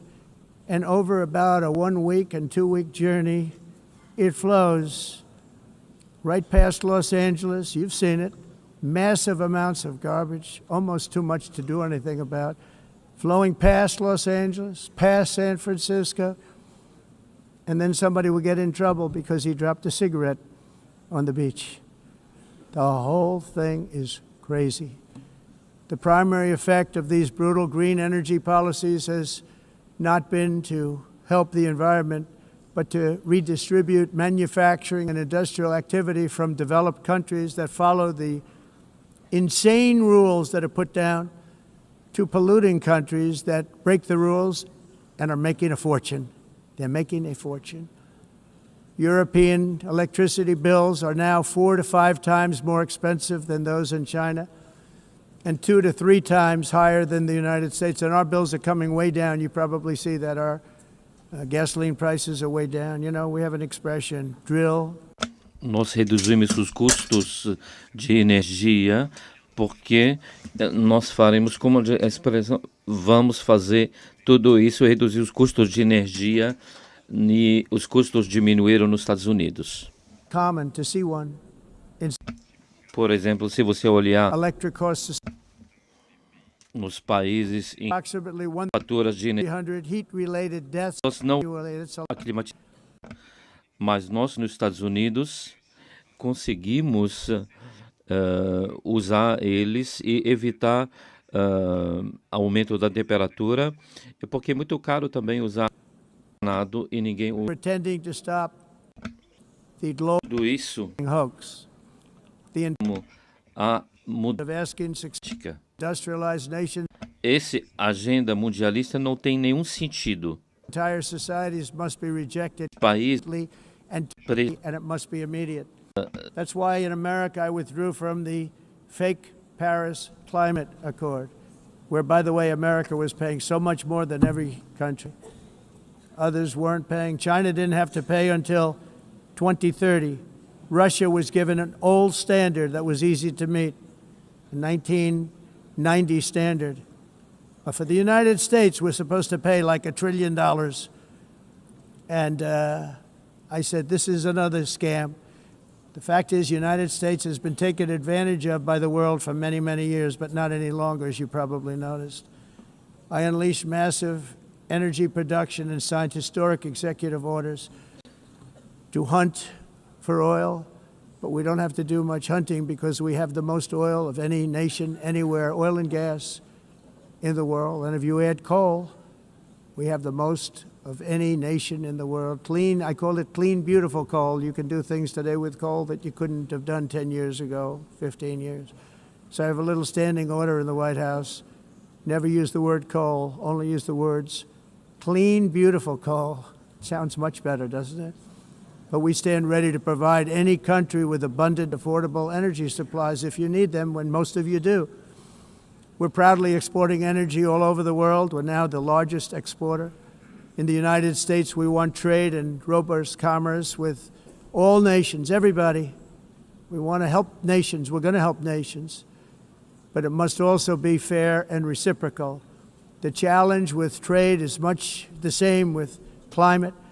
The countries that followed the rules, all their factories have been plundered. It's really sad to watch. They've been broken. They've been broken by countries that broke the rules. That's why the United States is now applying tariffs to other countries, and much as these tariffs were for many years applied to us, uncontrollably applied to us. We've used tariffs as a defense mechanism under the Trump administration, including my first term, where hundreds of billions of dollars in tariffs were taken in. And by the way, we had the lowest inflation, and now we have very low inflation. The only thing different is that we have hundreds of billions of dollars flowing into our country. But this is how we will ensure that the system works for everyone and is sustainable into the future. We're also using tariffs to defend our sovereignty and security throughout the world, including against nations that have taken advantage of former U.S. administrations for decades, including the most corrupt, incompetent administration in history, the sleepy Joe Biden administration. Brazil now faces major tariffs in response to its unprecedented efforts to interfere in the rights and freedoms of our American citizens and others, with censorship, repression, weaponization, judicial corruption, and targeting of political critics in the United States. I have a little problem saying this because I must tell you, but also in the past, Brazil, can you believe this, unfairly tariffed our nation, but now because of our tariffs, we are hitting them back, and we're hitting them back very hard. As president, I will always defend our national sovereignty and the rights of American citizens, so I'm very sorry to say this. We can only do well when they're working with us. Without us, they will fail, just as others have failed. It's true. Next year, the United States will celebrate the 250th anniversary of our glorious independence, a testament to enduring power and American freedom and spirit. We will also be proudly hosting the 2026 FIFA World Cup, and shortly thereafter, the 2028 Olympics, which is going to be very exciting. I hope you all come. I hope that countless people from all over the globe will take part of these will be great celebrations of liberty and human achievement, and that together we all can rejoice in the miracles of history that began in July 4th, 1776, when we founded the light to all nations. And it's something really that an amazing thing came out of that date. It's called the United States of America. In honor of this momentous anniversary, I hope that all countries who find inspiration in our example will join us in renewing our commitment, values, and those values really that we hold so dear together. Let us defend free speech and free expression. Let us protect religious liberty, including for the most persecuted religion on the planet today. It's called Christianity. And let us safeguard our sovereignty and cherish qualities that have made each of our nations so special, incredible, and extraordinary. In closing, I just want to repeat that immigration and the high cost of so-called green renewable energy is destroying a large part of the free world and a large part of our planet. Countries that cherish freedom are fading fast because of their policies on these two subjects. You need strong borders and traditional energy sources if you are going to be great again. Whether you have come from north or south, east or west, near or far, every leader in this beautiful hall today represents a rich culture, a noble history, and a proud heritage that makes each nation majestic and unique, unlike anything else in human history or any other place on the face of the earth. From London to Lima, from Rome to Athens, from Paris to Seoul, from Cairo to Tokyo and Amsterdam to right here in New York City, we stand on the shoulders of the leaders and legends, generals and giants, heroes and titans who won and built our beloved nations, all of our nations, with their own courage, strength, spirit, and skill. Our ancestors climbed mountains, conquered oceans, crossed deserts, and trekked over wide open plains. They charged into thunderous battles, plunged into grave dangers, and they were soldiers and farmers and workers and warriors and explorers and patriots. They built towns into cities, tribes into kingdoms, ideas into industries, and small islands into mighty empires. You're a part of all of that. They were champions for their people who never gave up and who never, ever gave in. Their values defined our national identities. Their visions forged our magnificent destiny. Everybody in this room is a part of it in your own way. Each of us inherits the deeds and the myths, the triumphs, the legacies of our own heroes and founders who so bravely showed us the way. Our ancestors gave everything for homelands that they defended with pride, with sweat, with blood, with life, and with death. Now the righteous task of protecting the nations that they built belongs to each and every one of us. So together let us uphold our sacred duty to our people and to our citizens. Let us protect their borders, ensure their safety, preserve their cultures, treasure, and traditions, and fight, fight, fight for their precious dreams and their cherished freedoms. And in friendship and really a beautiful vision, let us all work together to build a bright, beautiful planet, a planet that we all share, a planet of peace and a world that is richer, better, and more beautiful than ever before. That can happen. It will happen. It will happen, and I hope it can happen and start right now, right at this moment. We'll turn it around. We're going to make our countries better, safer, more beautiful. We're going to take care of our people. Thank you very much. It's been an honor. God bless the nations of the world. Thank you very much. Bye.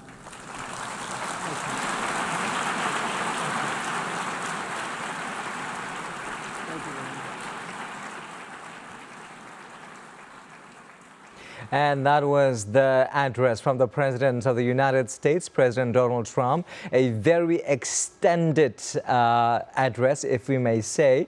And we are looking forward to the next remark, which we believe, as per the report, will be delivered by the President of Indonesia, Prabowo Subianto, moments from now at the UN headquarters. In the meantime, while we'll wait for his arrivals, a very quick take from you, Pak Didin, on what Donald Trump has had to say. So many things. He goes here and there. And I don't know where you want to start. Okay, so it's like typical Trump. He claims a lot. He claimed that the U.S. is in the golden age during his first administration, and will be much better in the second administration. He mentioned many numbers, but we doubt it whether that's true. He mentioned about 25 million. For everything he said, yeah? 25 million illegal alien came to U.S. during the Biden administration, but I'm not sure if the number is true. Yeah. And mostly he mentions the recovery of economy for the U.S. and how it's now the strongest in the world. It's always been the strongest of the world, but at some point he wanted to bring in money essentially into the country. From the tariff, yeah. from all the businesses that U.S. has overseas. Your takes on Donald Trump's address, Fifi? Yeah, a lot to dissect. I think A lot to dissect, a lot to unpack. Sure. He did mention a lot about, he's really proud about the U.S. situation with the economy and a lot of his policies, but he was also very critical about the policies of other countries. Europe, Middle East, everybody seems to take a hit, in terms of some of their policies. He was very critical about immigration issues in Europe, about climate change, about green energy. He was very skeptical. So I do think he really speaks his mind about some of the controversial things that he has opinion of.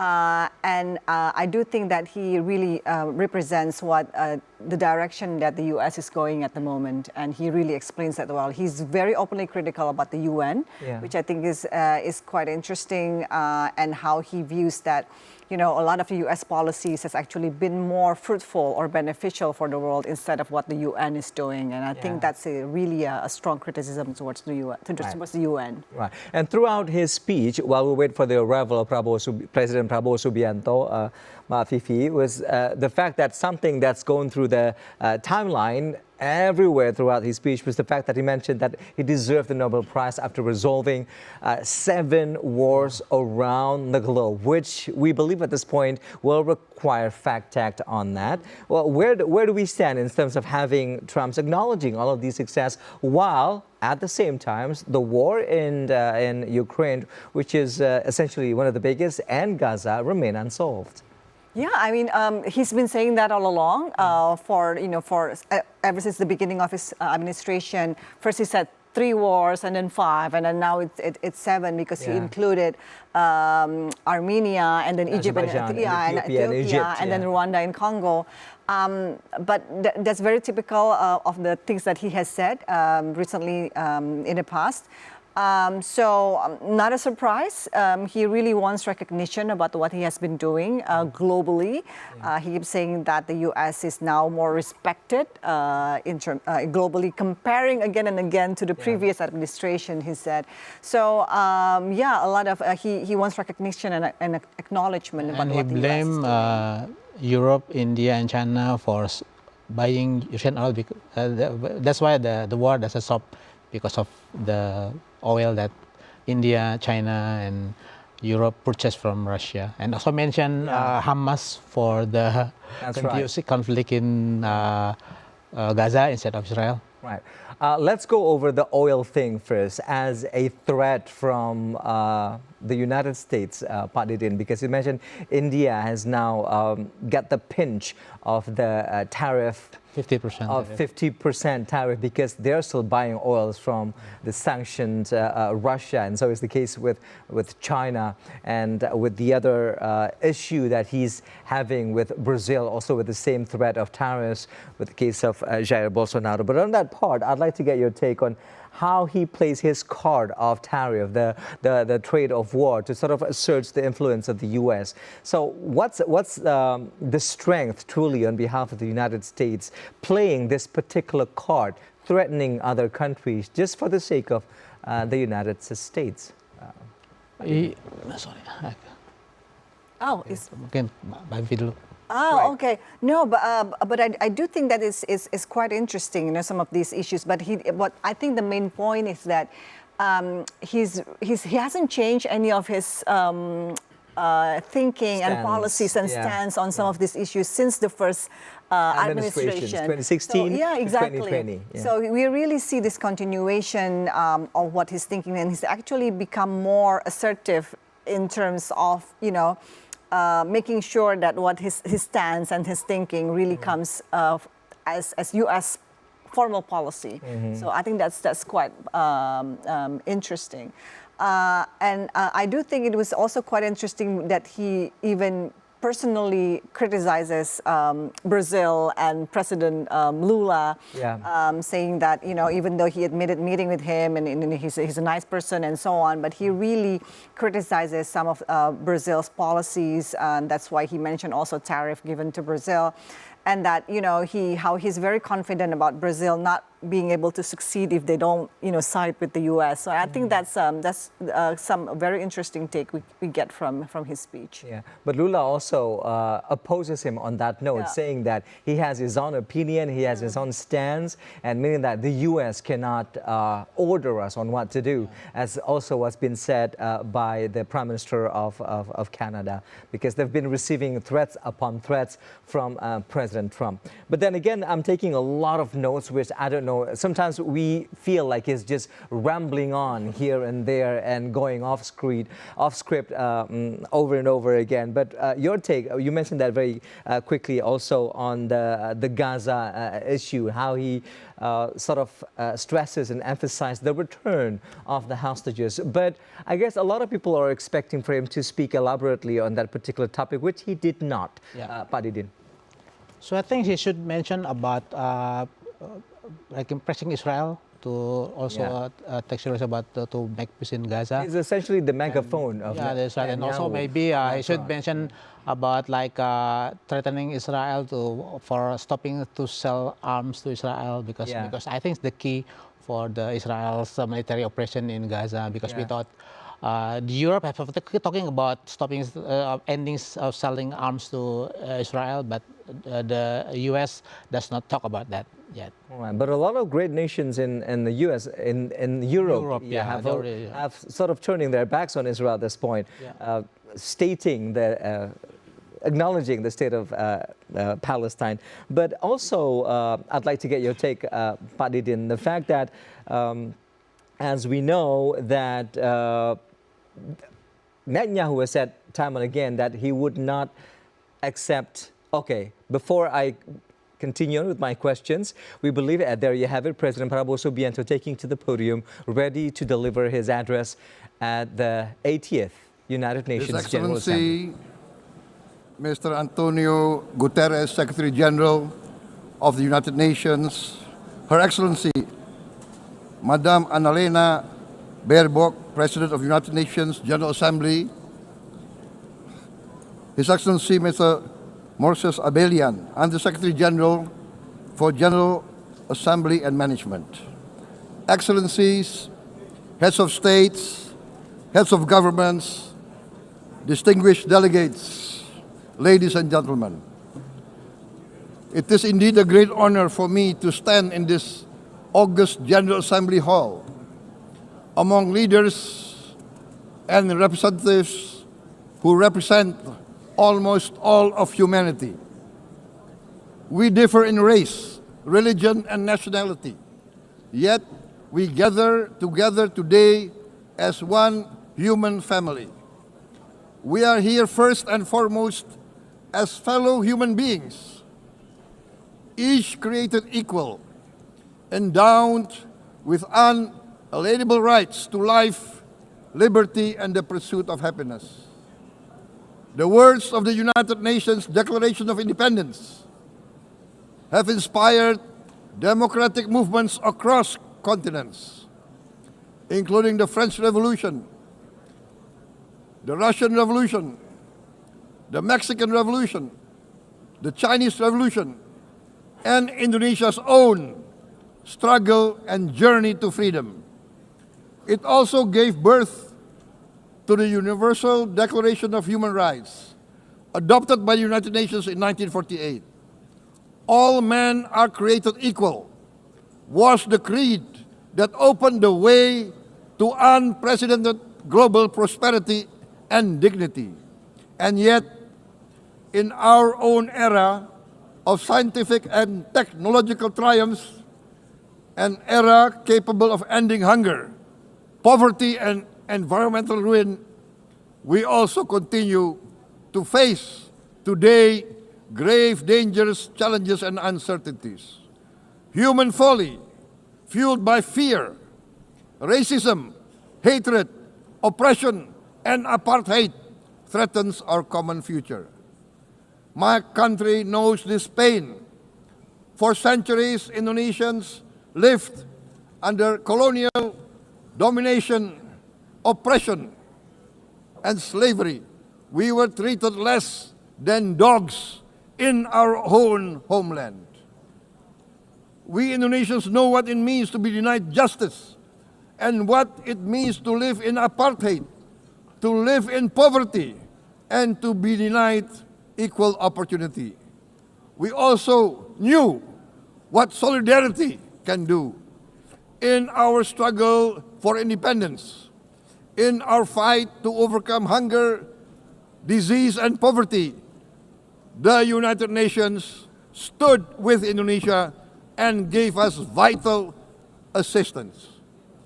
Decisions made here based on human solidarity by the Security Council and this Assembly gave Indonesia independence, international legitimacy, opened doors, and supported our early development through the efforts of the United Nations Children Fund, the United Nations Food and Agriculture Organization, the FAO, the World Health Organization, and many, many other United Nations institutions.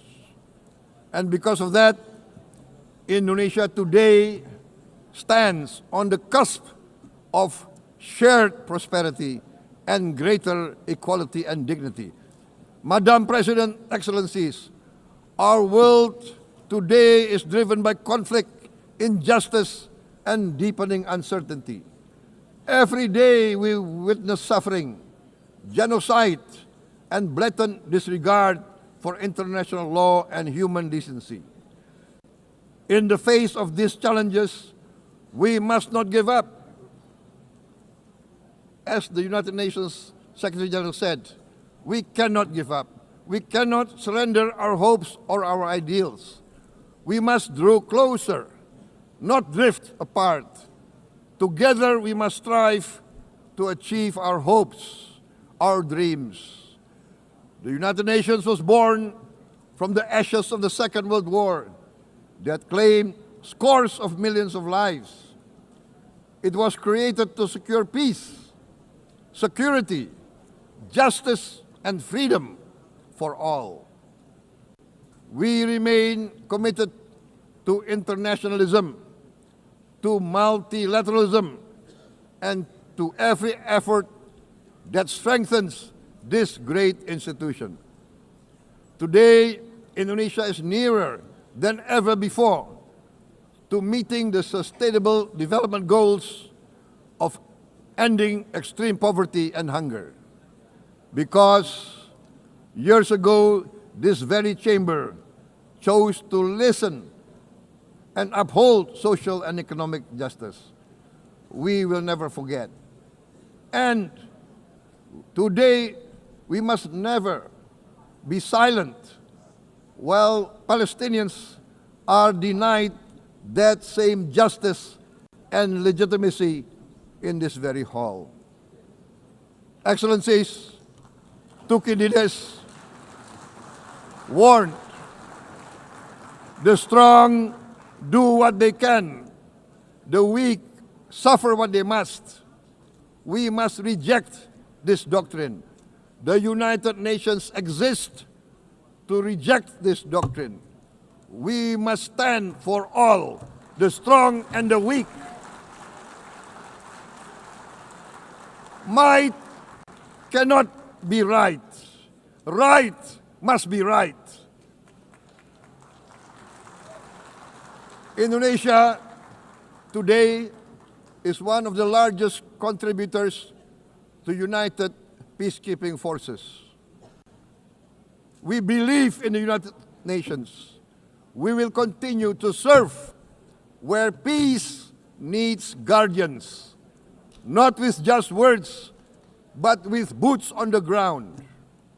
If and when the United Nations Security Council and this great assembly decide Indonesia is prepared to deploy 20,000 or even more of our sons and daughters to help secure peace in Gaza or elsewhere, in Ukraine, in Sudan, in Libya, everywhere when the peace needs to be enforced, peace needs to be guarded, we are ready. We will take our share of the burden, not only with our sons and daughters, we are also willing to contribute financially to support the great mission to achieve peace by the United Nations. Madam President, Excellencies, I propose to this Assembly a message of hope and optimism, grounded in action and execution. Today, we heard the speech of Madam President, the President of the United Nations General Assembly. Yes, it is true what she said. Without the International Civil Aviation Organization, will we be here today? Will we sit in this great hall? Without the United Nations, we cannot be safe. No country can feel secure. We need the United Nations, and Indonesia will continue to support the United Nations, even though we still struggle. But we know the world needs a strong United Nations. The world's population is growing. Our planet is under strain. Food, energy, and water insecurity haunt many nations. We choose to answer these challenges directly at home and to help abroad wherever we can. This year, Indonesia recorded the highest rice production and grain reserves in our history. We are now self-sufficient in rice, and we are starting now to export rice to other nations in need, including providing rice for Palestine. We are building resilient food supply chains, strengthening farmer productivity, investing in climate-smart agriculture to ensure food security for our children and for the children of the world. We are confident in a few years' time, Indonesia will be the granary of the world. As the world's largest island state, we testify before you that we are already experiencing the direct consequences of climate change, particularly the threat of rising sea levels. The sea level on the north coast of our capital city is increasing by 5 centimeters every year.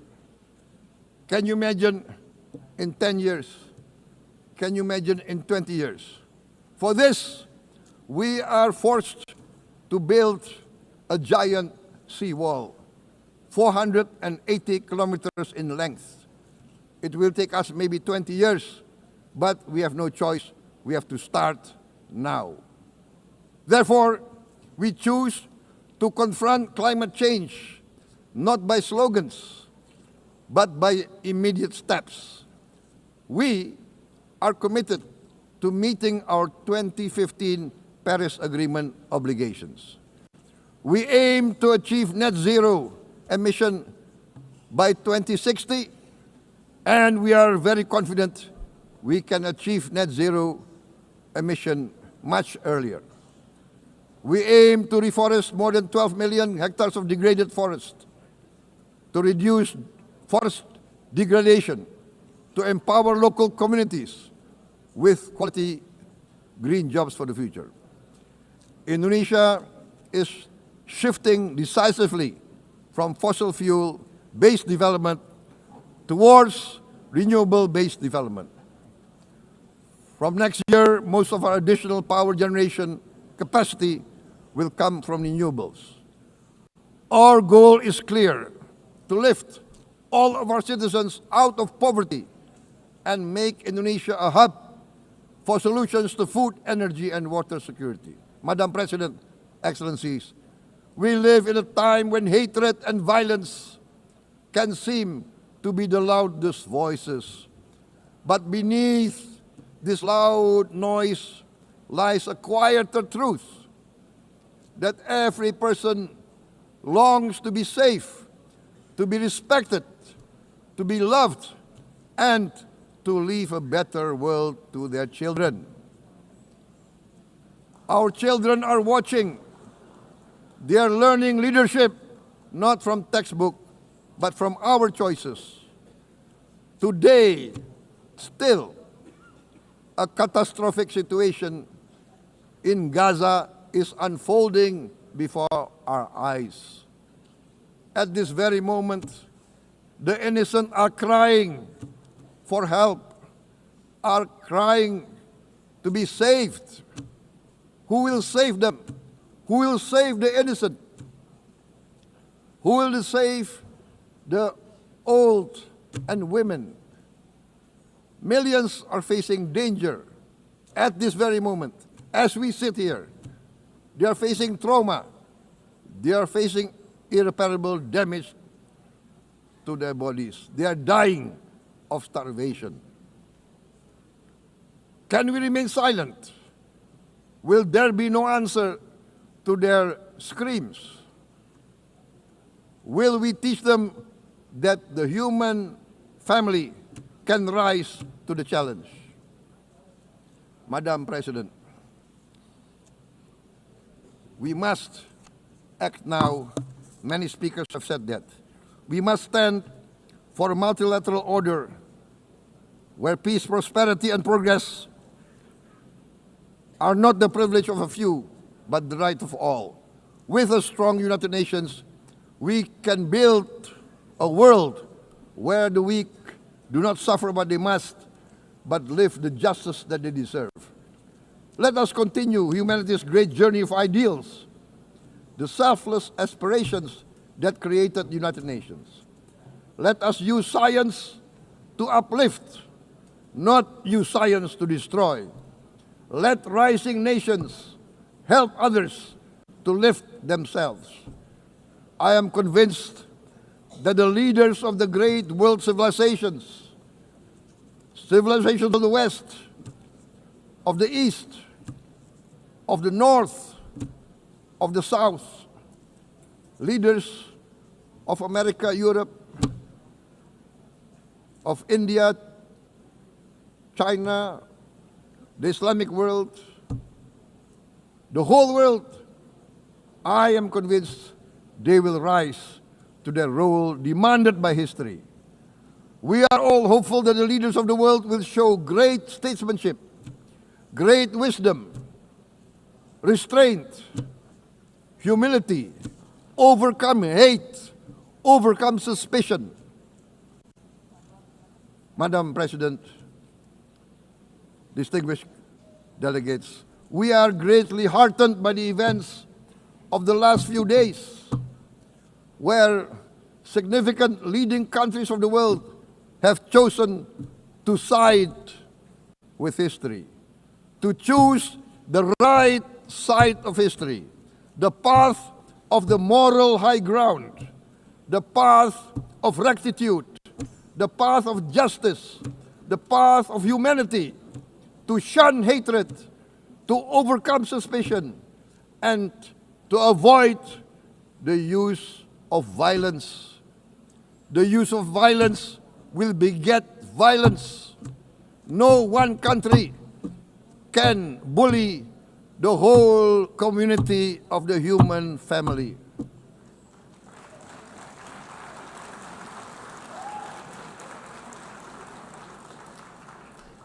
We may be weak individually, but the sense of oppression, the sense of injustice has proven in the history of mankind that this sense of injustice, this sense of oppression will unite into a strong force that will overcome this oppression, that will overcome this injustice.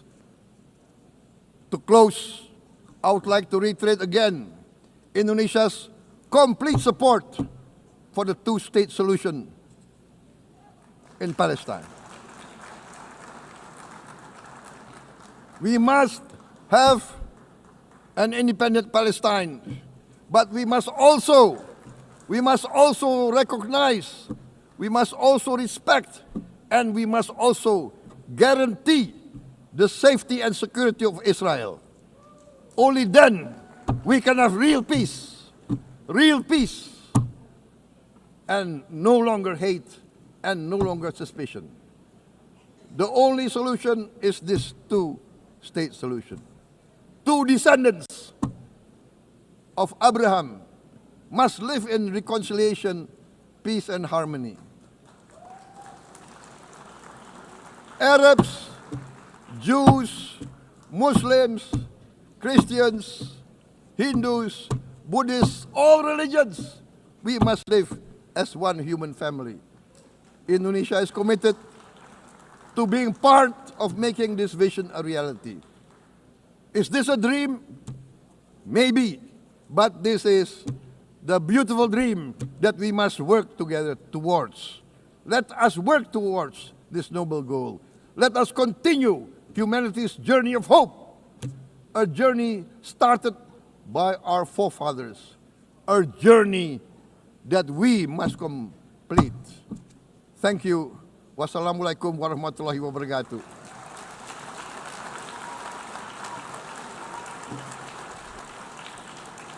Shalom. Om Santi, Santi, Santi Om. Namo Buddhaya. Thank you very much. May God bless us all. May peace be upon us. Thank you very much. Thank you. On behalf of the Assembly, I wish to thank the President of the Republic of Indonesia.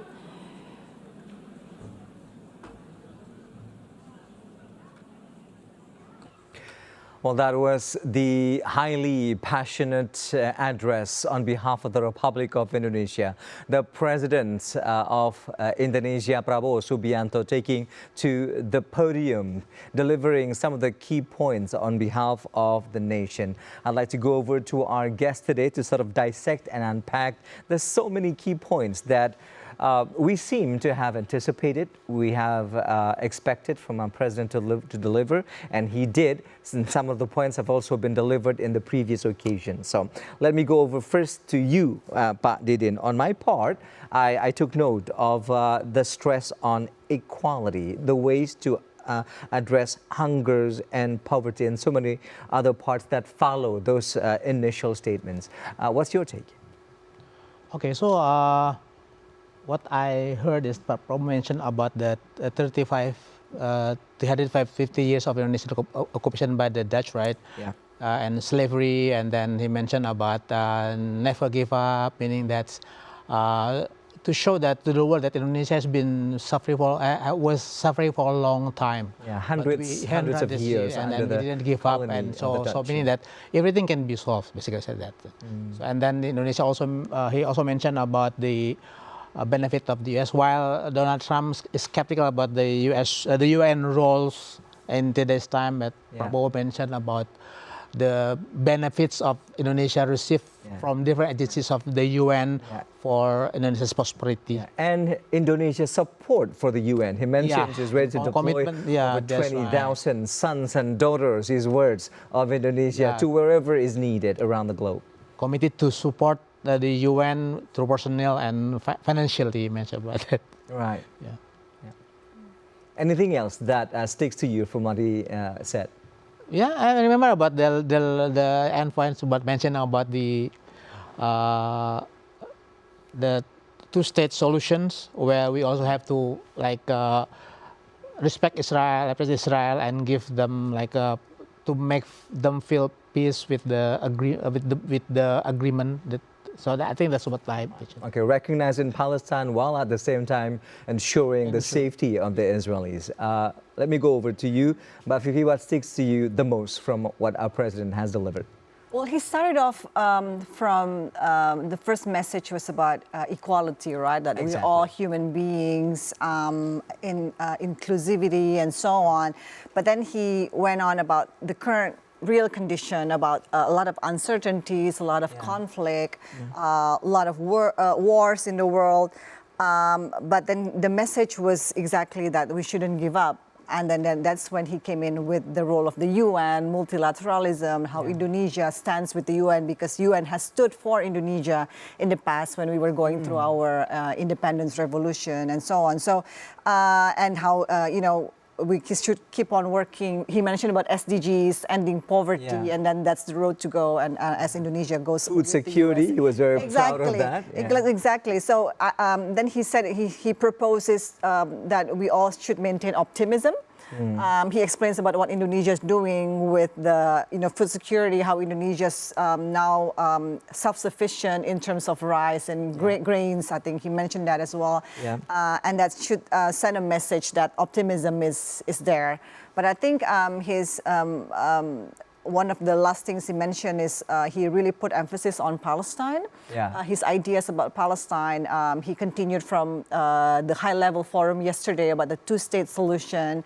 And how he views, both Palestine and Israel should both exist as part of the two-state solution. So I think there's a red thread with his message, but I think he did put emphasis on some of the things that he thought was important. Right.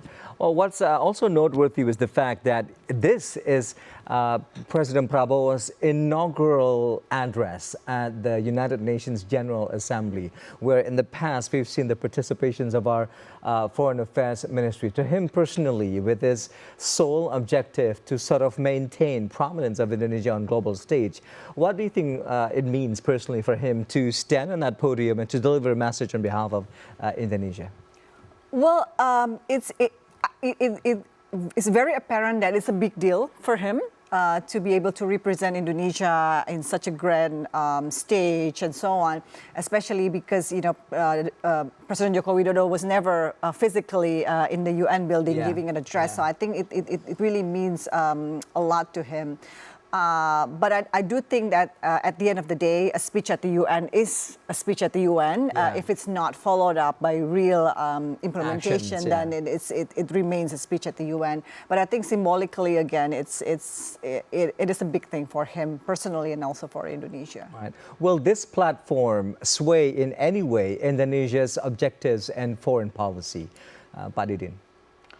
Yeah, first because the theme is like Palestine dominates the conversation in the UN Assembly forum. So I think Indonesia can play a big role in bringing peace in Gaza, for example, and also because of Indonesia has no issue with the US, and at the same time, Indonesia also connect closely with China, Russia, and others. So I think Indonesia is a good position to, because of its neutrality, to talk to everybody to solve many world issues, including war in Gaza and also in Ukraine. Right. Well, it's approaching afternoon in New York and approaching midnight here in Jakarta. We're going to take a quick break before we continue on with the final part of our conversation. Do stay with us right here on TVR World. Special reports will return after the short break.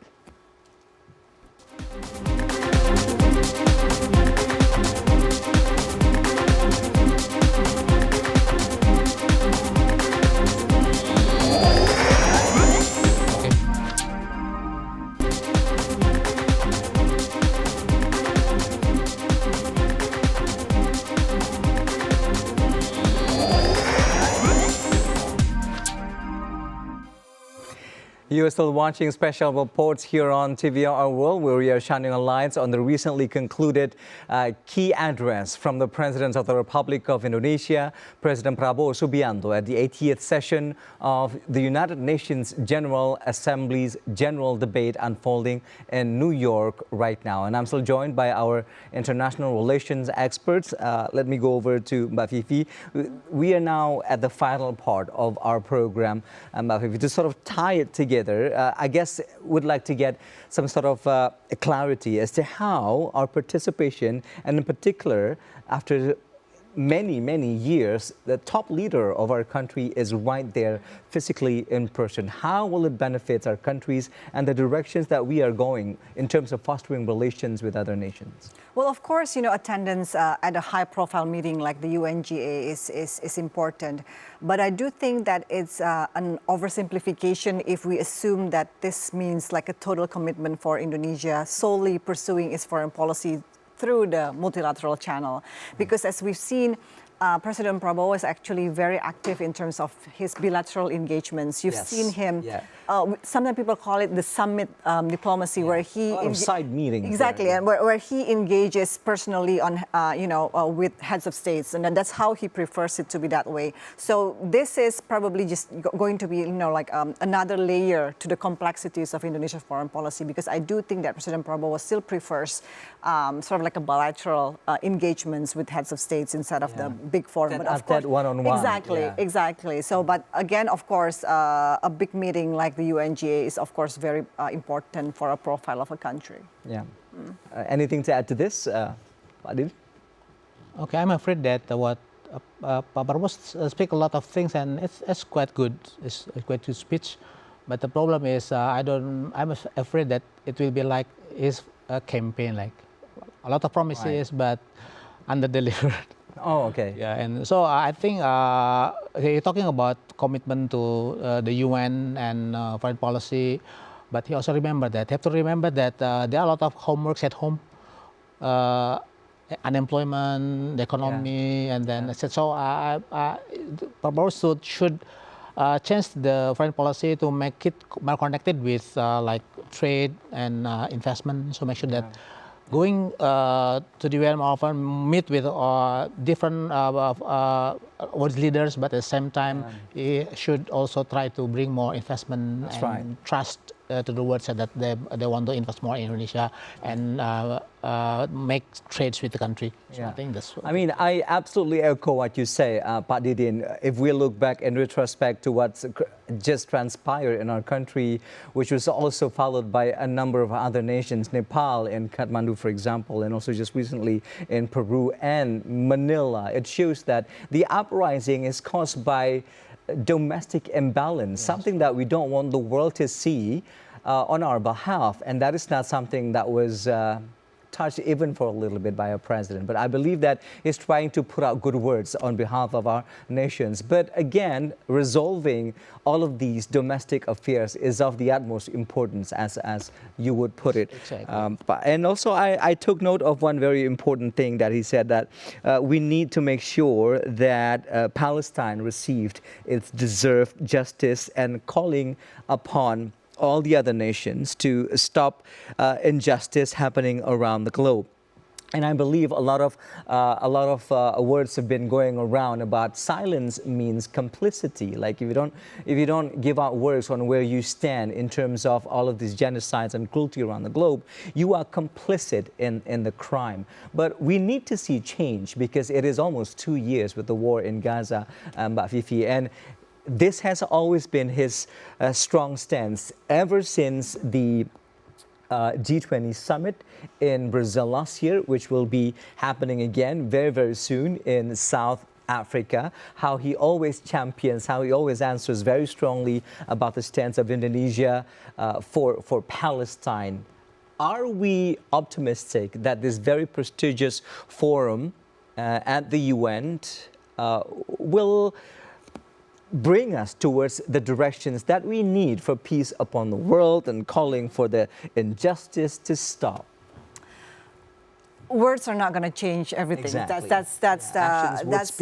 Exactly. So without backed by military means, or even at least economic means, words at the UNGA is not going to mean anything on the ground, so to say. So again, although it's in the issue of Palestine, for example, although it's of course very important for Palestine to gain as many support as possible, and those support can be stated through statements and speeches at the UNGA. Yeah. But it's not realistic to expect something to happen with just that, with just statements at the UNGA. Something really needs to happen on the ground. Ceasefire has to happen. Some changes on the ground needs to happen before anything can be meaningful. Hostages return, one of the biggest demands out there. And all of this cruelty, the halt of distribution coming in. At some point, I mean, a little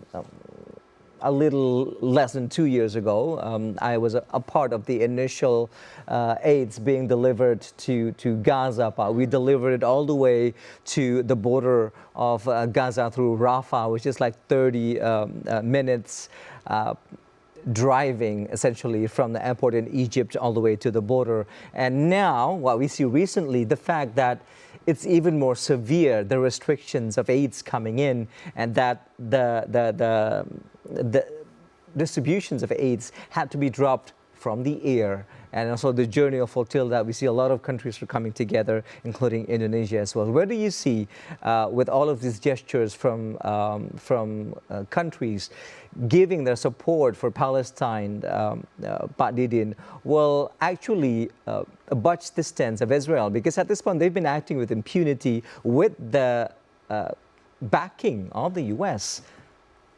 Yeah, first because now the world leaders, they meet in person, right? So I think it's a good forum for to bring momentum together. Right. And the second is we have to see the reality that everything will end, all war will end.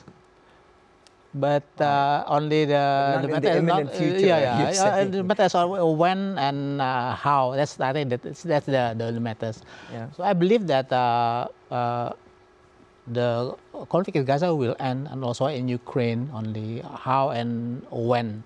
And don't forget that we see how Indonesia became independent after 350 years, and the end of apartheid in South Africa, after Nelson Mandela was jailed for 30 years, and also the end of Cold War after Gorbachev declare the end of Soviet Union. Yeah. And maybe Israel will need that kind of person, like after the Clerk in South Africa, or like Gorbachev in Soviet Union, to really make the two states solution a reality. All right. All right. So just final parts of my questionings to both of you. Signed, sealed, delivered, all the anticipations. I mean, we've seen it. It's been delivered by a president, very fiery, very passionate delivery. As you mentioned, it's almost like he's on a campaign trail speaking for his inaugural speech at the UN. So what's next for Indonesia and the UNGA? This is the 80th. The same age as our country. We are also we celebrated our 80th independence in August. So what's next for our country and for the United Nations moving forward from this annual gathering?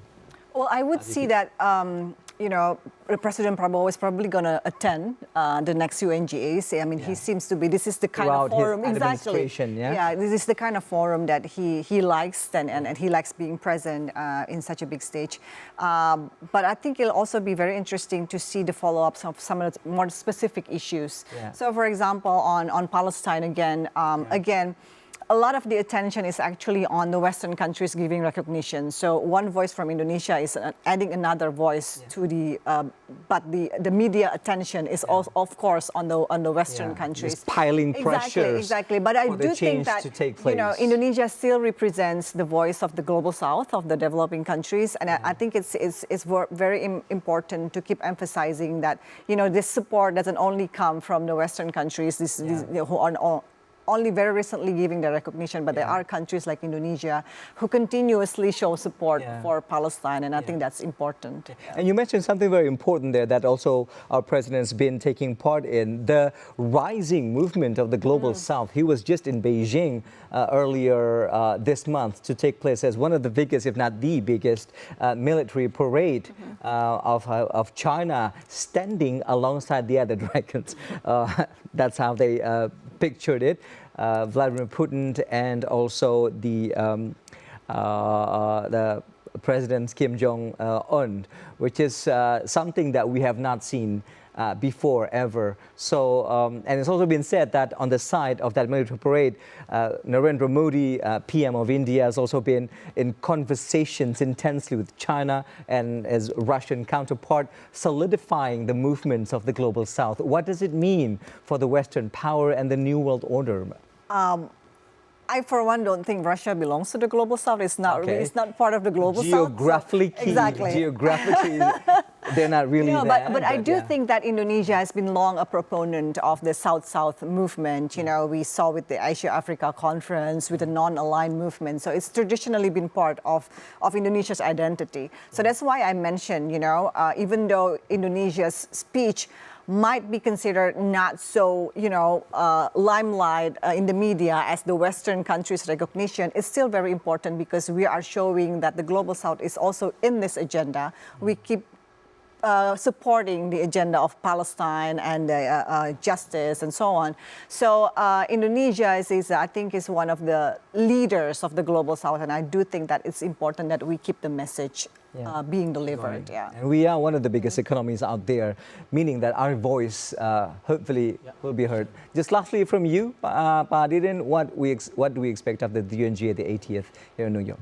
Okay, so with the split of the US and its allies regarding Israel and Palestine, so I see a different United Nations today, because in the past it's always a US and its allies domination, right?